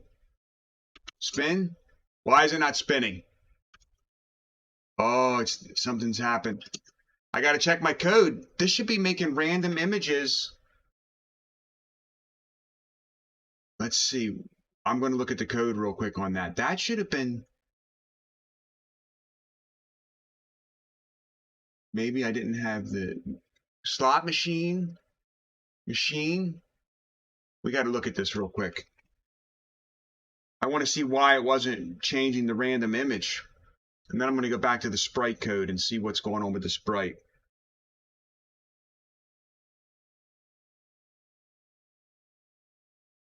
All right, so the new message comes in. If this get component children, no, not chat movement, wheel spin. If chatter's display names and chatter display name is slots, it should be changing. I should be just typing slots.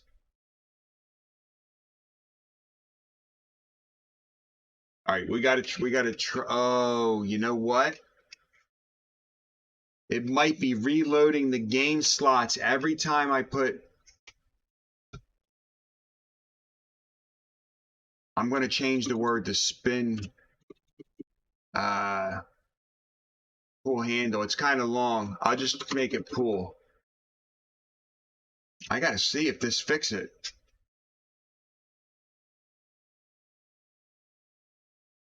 Let's see what we got here. All right, we will check this out momentarily. to get rid of this. And then close this. I got so many windows open. All right, the game is running now. If I type in pool. No, it's not. It's not changing the image randomly. Oh, I didn't hit play. Oh, boy. You know, had I been using Blazor right now, I wouldn't have had that issue. All right, here we go. This time it's going to work. All right, pool. Yeah, see, there you are. 2 Settlex. Oh, 3 Newgasms for the win. All right. Now, if I go over to tag, now let's get one game of tag in. Joke and stream elements. Leather is great for sneaking around because it's made of hide. Okay, up. Stop. All right, so that game is working now. I will let this game continue until the end, and then I'm going to see if it can go to the slots, and then I can work on the high-low sprite. Bot left. Ooh, is the bot going to win? Yes, the bot wins the game, and I should be able to type in slots now, and I should be able to type in pool, and we've got it. All right, this game is ready to stop. I'm going to actually build and run it. So now when I play the game, I can switch it. It does work. Yes. Success. We've come a long way since August, chat. We've come a long way. And what I want to do, I've got to work on this sprite sheet. So as soon as this is done, I'm going to show you. I don't know if you're familiar with sprites, but this is the issue I'm having. I don't know. It'll be interesting to see. I want to see what the real images. See this playing cards here where it says Sprite 2D and the user interface? You're making a new game next or making it look like it actually spins and then slows down.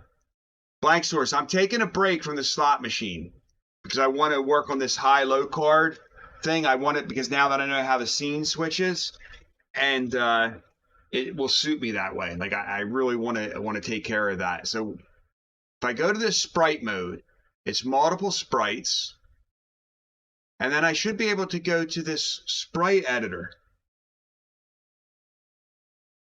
And this is what I'm trying to do. I want to be able to pull all these playing card images that came from the open clipboard, but it looks like it's seeing it as one image. You see this? And I don't like that. I want to revert, I guess. If I make it for one card, there's different modes. You have to slice it, right? So I go to slice, type automatic, grid by cell size, grid by cell count, isometric grid. Look how like slice, grid by cell count. None of these seem to find it.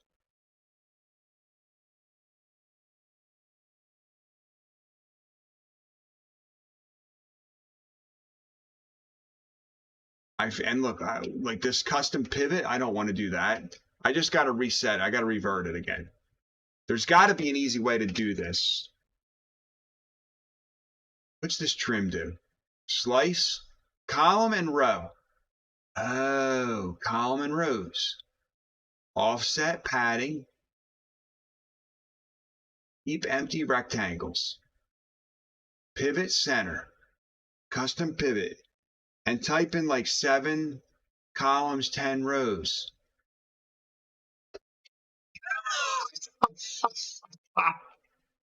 Blank source, you make it seem so easy. Look. 1, 2, 3, 4, 5, 6, 7. All right. I'm going to revert it, but like let's zoom in a little bit. They're not there. Grid by cell count. 7 columns and 10 rows. The offset. Y. 30. 40. 50. 70. 120. 130. 150. 160. 170. 180. Oh, wait a second. Let me just. 1, 2, 3, 4, 5, 6, 7. All right. 100. All set. 100.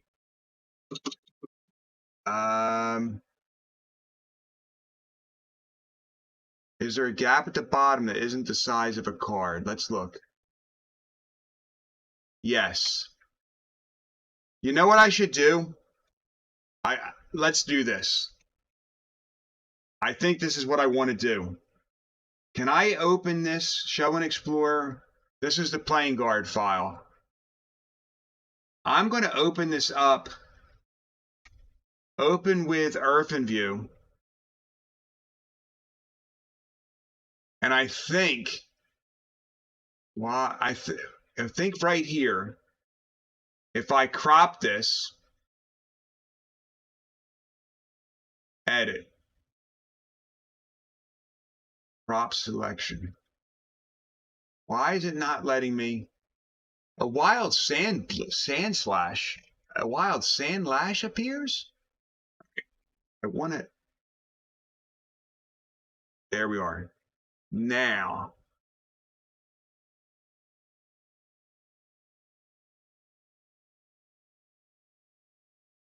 did I catch that? Edit, crop selection, auto crop borders, cut, crop selection. Then we want to resave it. Save, original folder, save. Yes. Blank source. We're going to go back into this now. We are going to see now. Playing cards rectangly partially outside a texture will not generate sprite for this slice. Okay.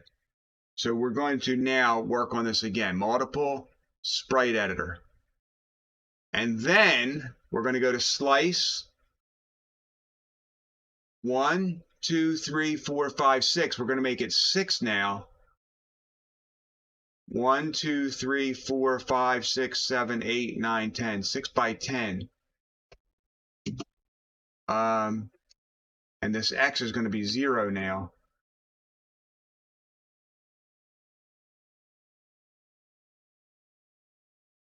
Look at this. All right, slice. And then apply. Let's see if this worked a little bit better now. Yeah, so not bad. Not bad. It's much better than it was. So now I have these cards. Now in my card game, the list is empty. Now if I can I pick multiple? Oh, card game. List is empty. I got to put 52. There's probably an easier way. 4, 5, 6, 7, 8, 9, 10 real images, but what? Can you drag them? Why when I got it. Something's happening here. I want to drag. Can I drag them right like this? No.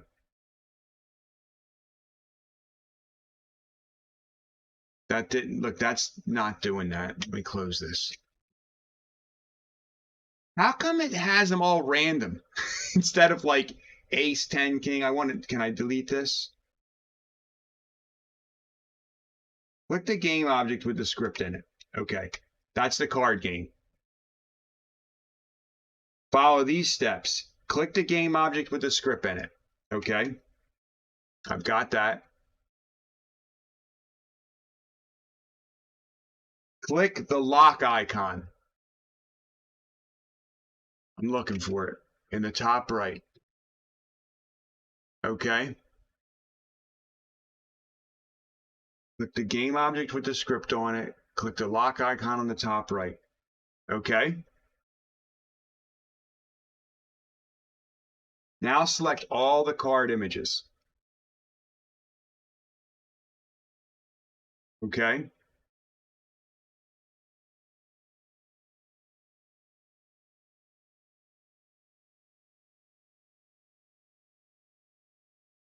I actually will have to probably delete these non-existing cards. Now drag and drop into script list. Drag and drop into script list. Oh, yes. And can I delete like this element here? Like onto the yeah, I saw. Now in here, I can't see the name. Where does the name come up? Playing card. It's showing that, but it's not saying 4 or 5. Like this one here. I need to delete. Okay, it's showing me. Element 24. Can I delete one of the elements? Delete array element. Yes. Then I come over here.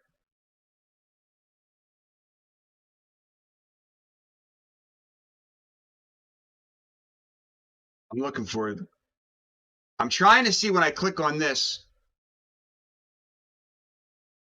I'm not seeing it like where I feel like.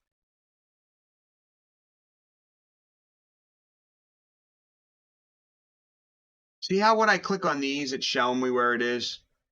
This one, I want to delete this element. Element 62. Delete array element. And then this one, I want to delete this array, delete array element. Because there's no cards. This one, I want to delete array element. Can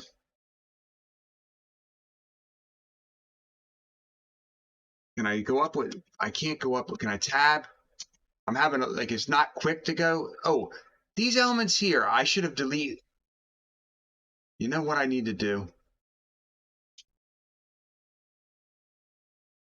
Delete the array elements, and then I'm only going to control. I'm doing it a little different. I'm using control to select. This will be better. And I see that you might have typed something in chat, blank source. Let me just finish this happy clicking. What did the lock do? Like, why did the lock allow this to happen?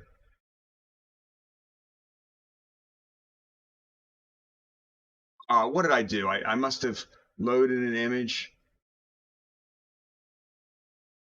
And then it made me lose everything that I had selected.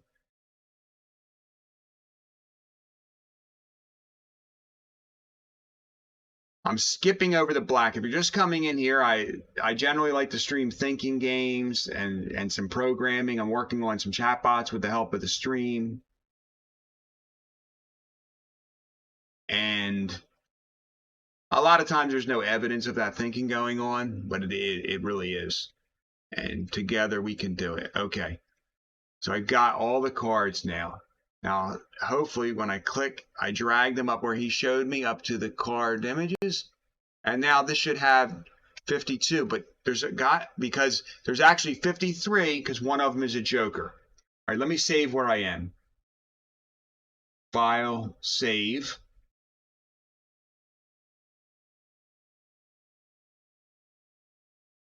Let me go now and I can read your chat here. Sorry, I got delayed. Now, yeah, sorry the slicing gave you some empty spots. I'm not sure, but I think you can delete stuff, rename things in the slicer. The lock icon keeps that game object selected in the inspector, so it doesn't change when you select the sprites. Okay. All right, so I have all the cards. I don't really know what the card is that's the largest.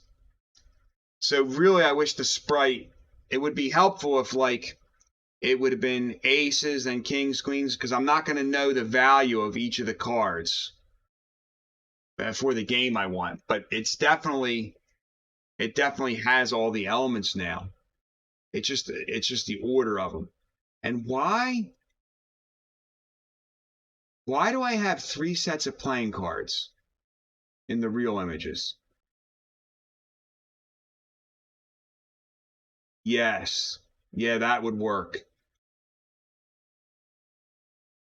I'm just trying to figure out why it looks like in the real, like if I go here to my real images, I should be able to,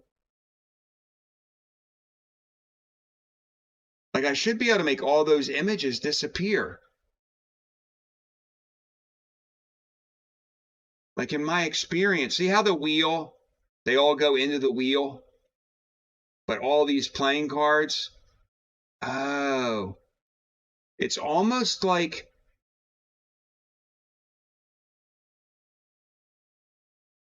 I must have. I must have. We're deleting them right now. We're deleting every one of them.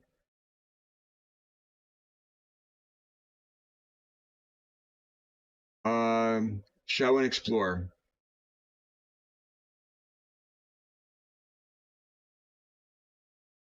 Let me see something. Open with OpenView. This is the file I wanted. This was the one I wanted. File. Rename file.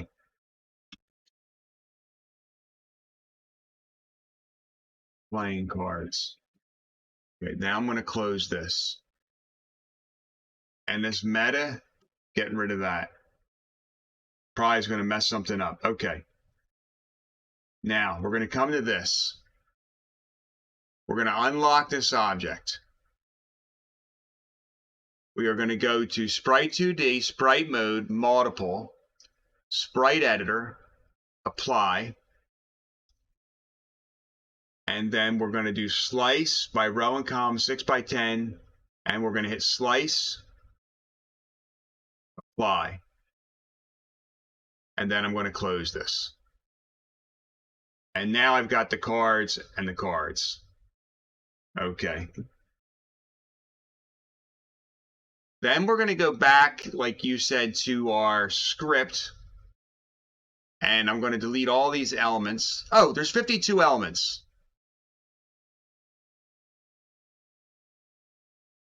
Well, 53, because 1 is 0. And here, there's 53. But can I rename? It won't let you rename because it's coming from a picture. You see what I mean? Like, it's not going to let me rename that because it's coming from a sprite sheet. So let me see something. If I go into rename in the slicer,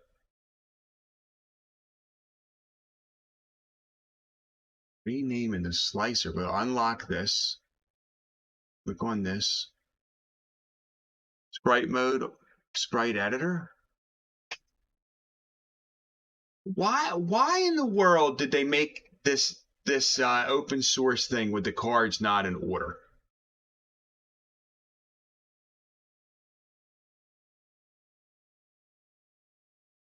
In the slicer, you can click each one and rename it. Oh, thank you. I did not know this. This is AI territory.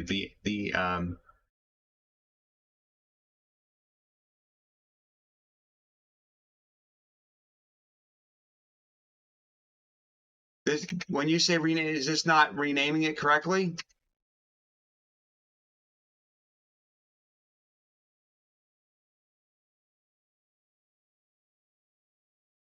Is this naming it correctly? Yeah. just a little bit menial work, but it's working now. I'm really glad you showed me. I never knew you could do that.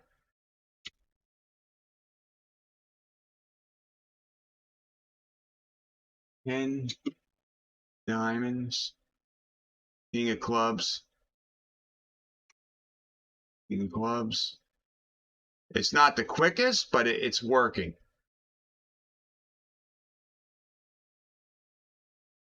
Yeah, you're not kidding. I got it from the open clip art. I mean, open game art.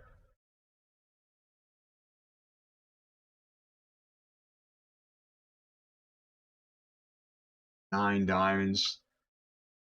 So if you're just tuning in, we like to rename sprites now that we know how to do it. I could do this all day. The only time I've done actually like this kind of stuff for work is like when I was in high school. I had this guy. He had like a database. He had a lot of like classical albums.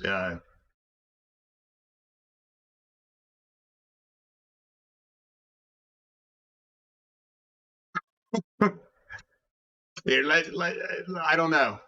Let me see something. Come down here. The board game pack. Wait a minute. Like, see this? Look, it shows an ace 2-3 like this, like that.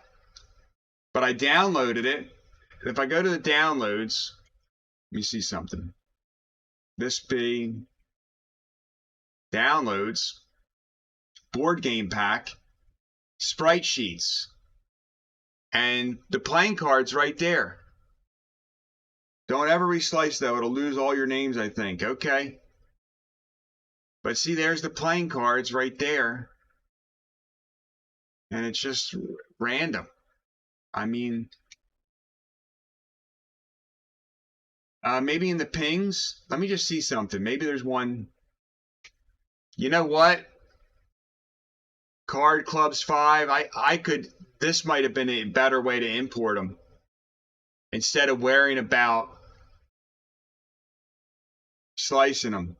Yeah, should I use that or the sprite sheet? See, I like the sprite sheet, but you think the individual's better? Would definitely say, yeah, just use those. Okay. So what I'll do, I'm going to go, look, I'm going to go in here.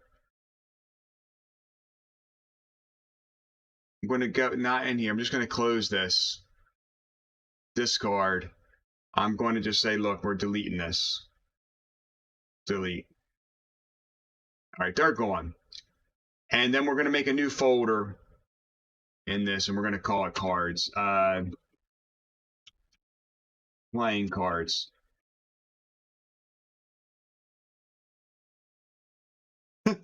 Yeah, I mean, thank you for letting me know that.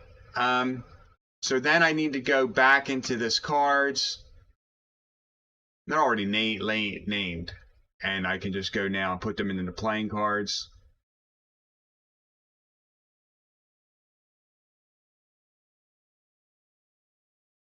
And then we will go into our card game script, and there are 52 cards there. And look, 2, 3, 4, 5, 6, 7, 8, 9, 10, ace, and they all have names. And I can actually now, oh, I didn't hit that lock thing that you showed me. Lock. All right. I learned a lot today. You know, you've really helped the stream. You really taught me a lot. I appreciate it. Then we're going to move. Oh, not yet. We want to delete all these. We want to delete these. And then we want to drag all these into this card images right there. And now we have all the cards. They are so pretty. Thanks, Kenny. I think you typed in the wrong chat, unless I don't know where that was. But let me just see something. If I go over here, I have it running as a build now.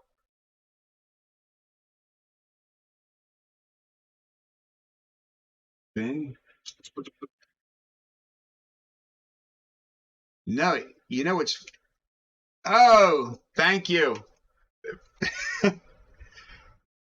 This is interesting. I built All right, let me see. I want to go to this game. I'm wondering, you see this? This is the game.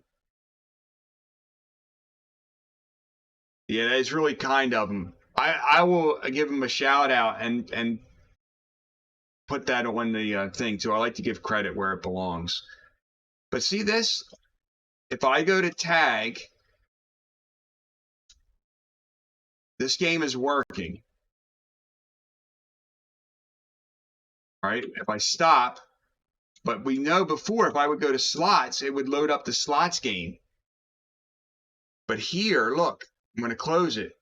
If I'm running it in here, so when I'm using this mode, if I go to tag now, it goes to tag. If I go to slots, it goes to slots. If I go to, wait, it didn't go to slots.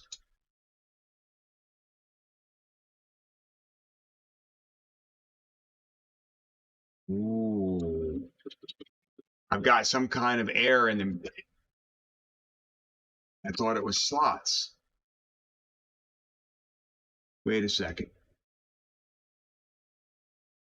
Why did it not go there? I don't know. Something, but if I type spin, I'll show you. Spin. Oh, pool. There it is, pool.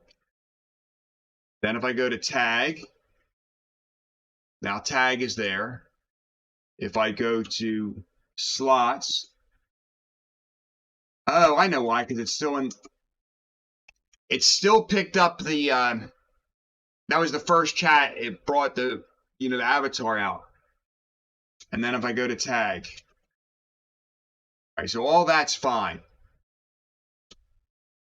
And you wanted to see the code for it? Where's the code that loads the slots scene? All right, so it would load the slots scene from within tag. So we need to go to tag, and it would probably be in the avatar creator. No, it would be in the prefab circle chat movement script.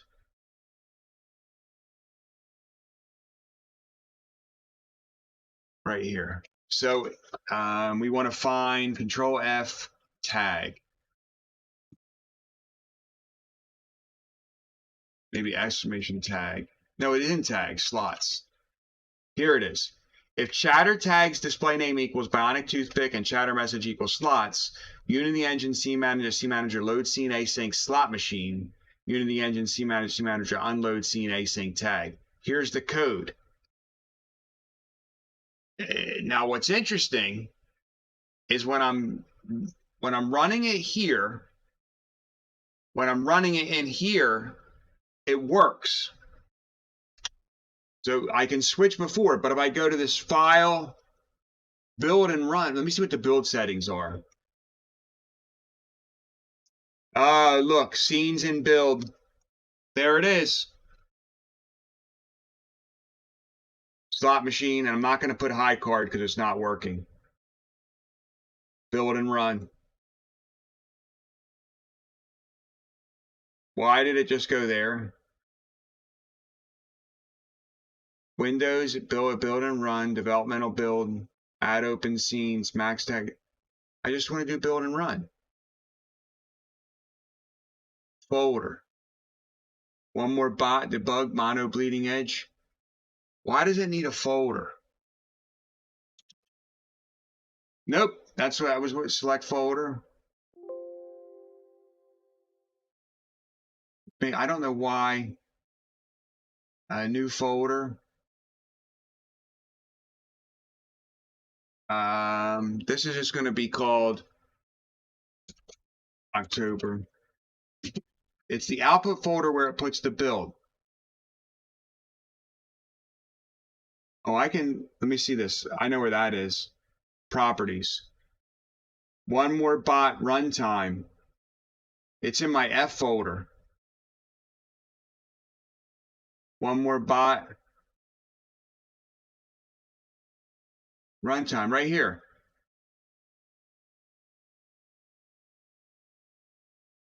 Thank you.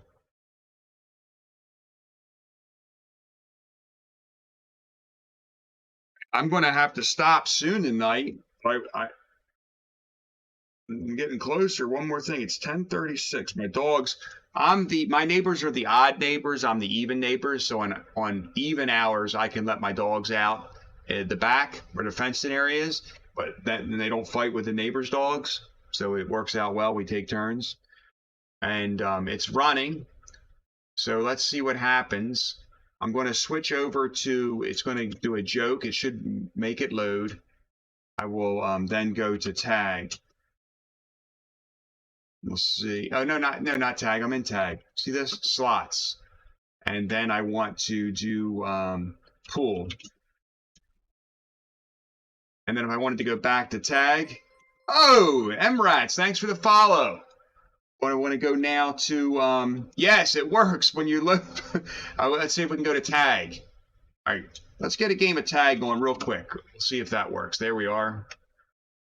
And we can close this now. And here we are. Oh, I'm right. So I thanks for stopping in. We're getting close to the end of the stream. We got to maybe pick someone up and boost. Okay, so you can go. You can string your things. I'm going to go left, left, and then boost. And I think that's enough for now. Yes. But blank source moved before me. And I'm going to try to, there it is. Okay, and blank source code is the winner. And now before, I think if I type, yes, you got it.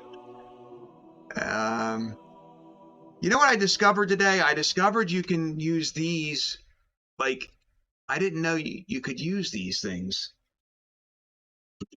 in my stream, and they work there. I didn't realize all those worked. But now we can go. I can't restart. That's something I should add. I can't restart this. Why? Where are my extra toothpicks? Yes, yes. Oh,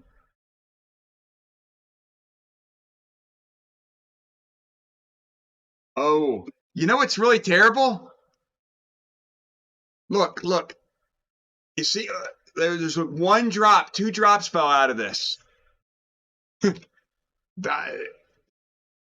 You do lose track there.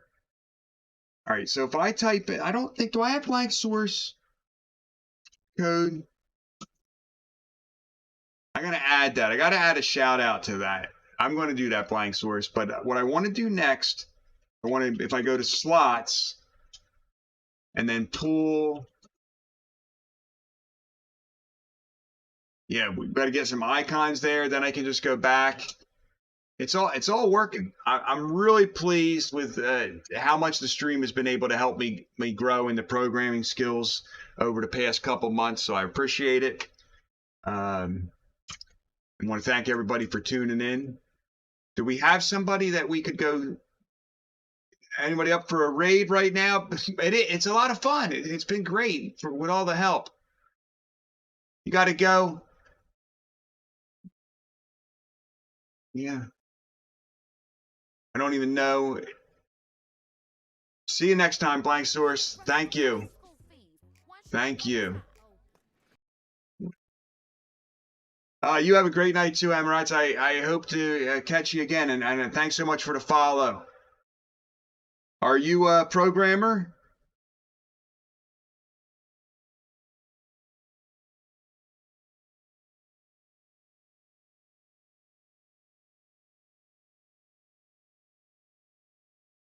Nice, nice. Yeah, well, it's fun to learn from each other. That's great. All right. Well, we'll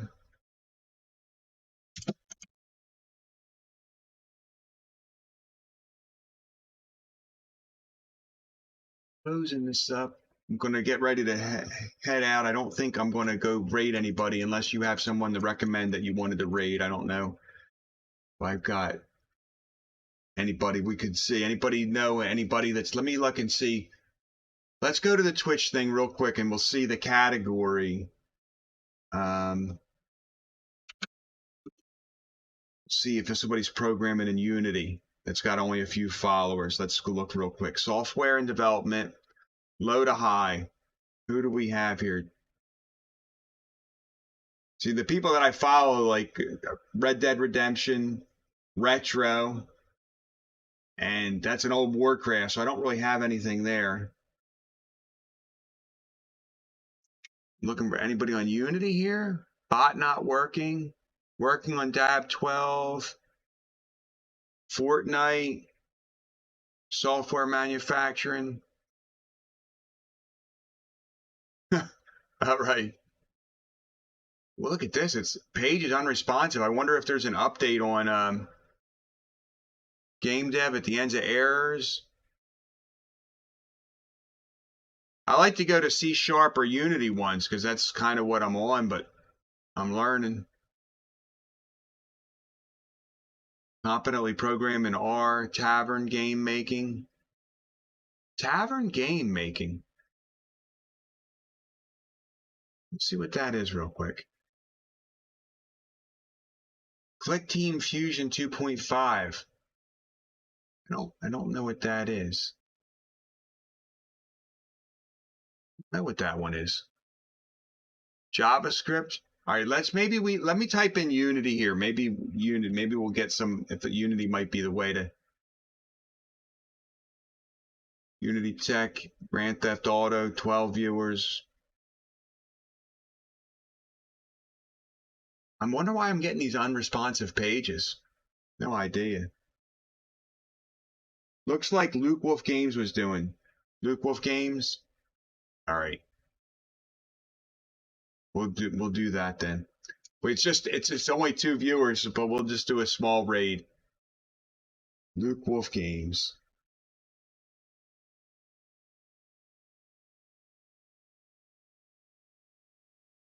No, I don't know what was going on. Don't know what was going on. Ready to raid in 7 seconds. We'll see what he's doing. Luke Wolf.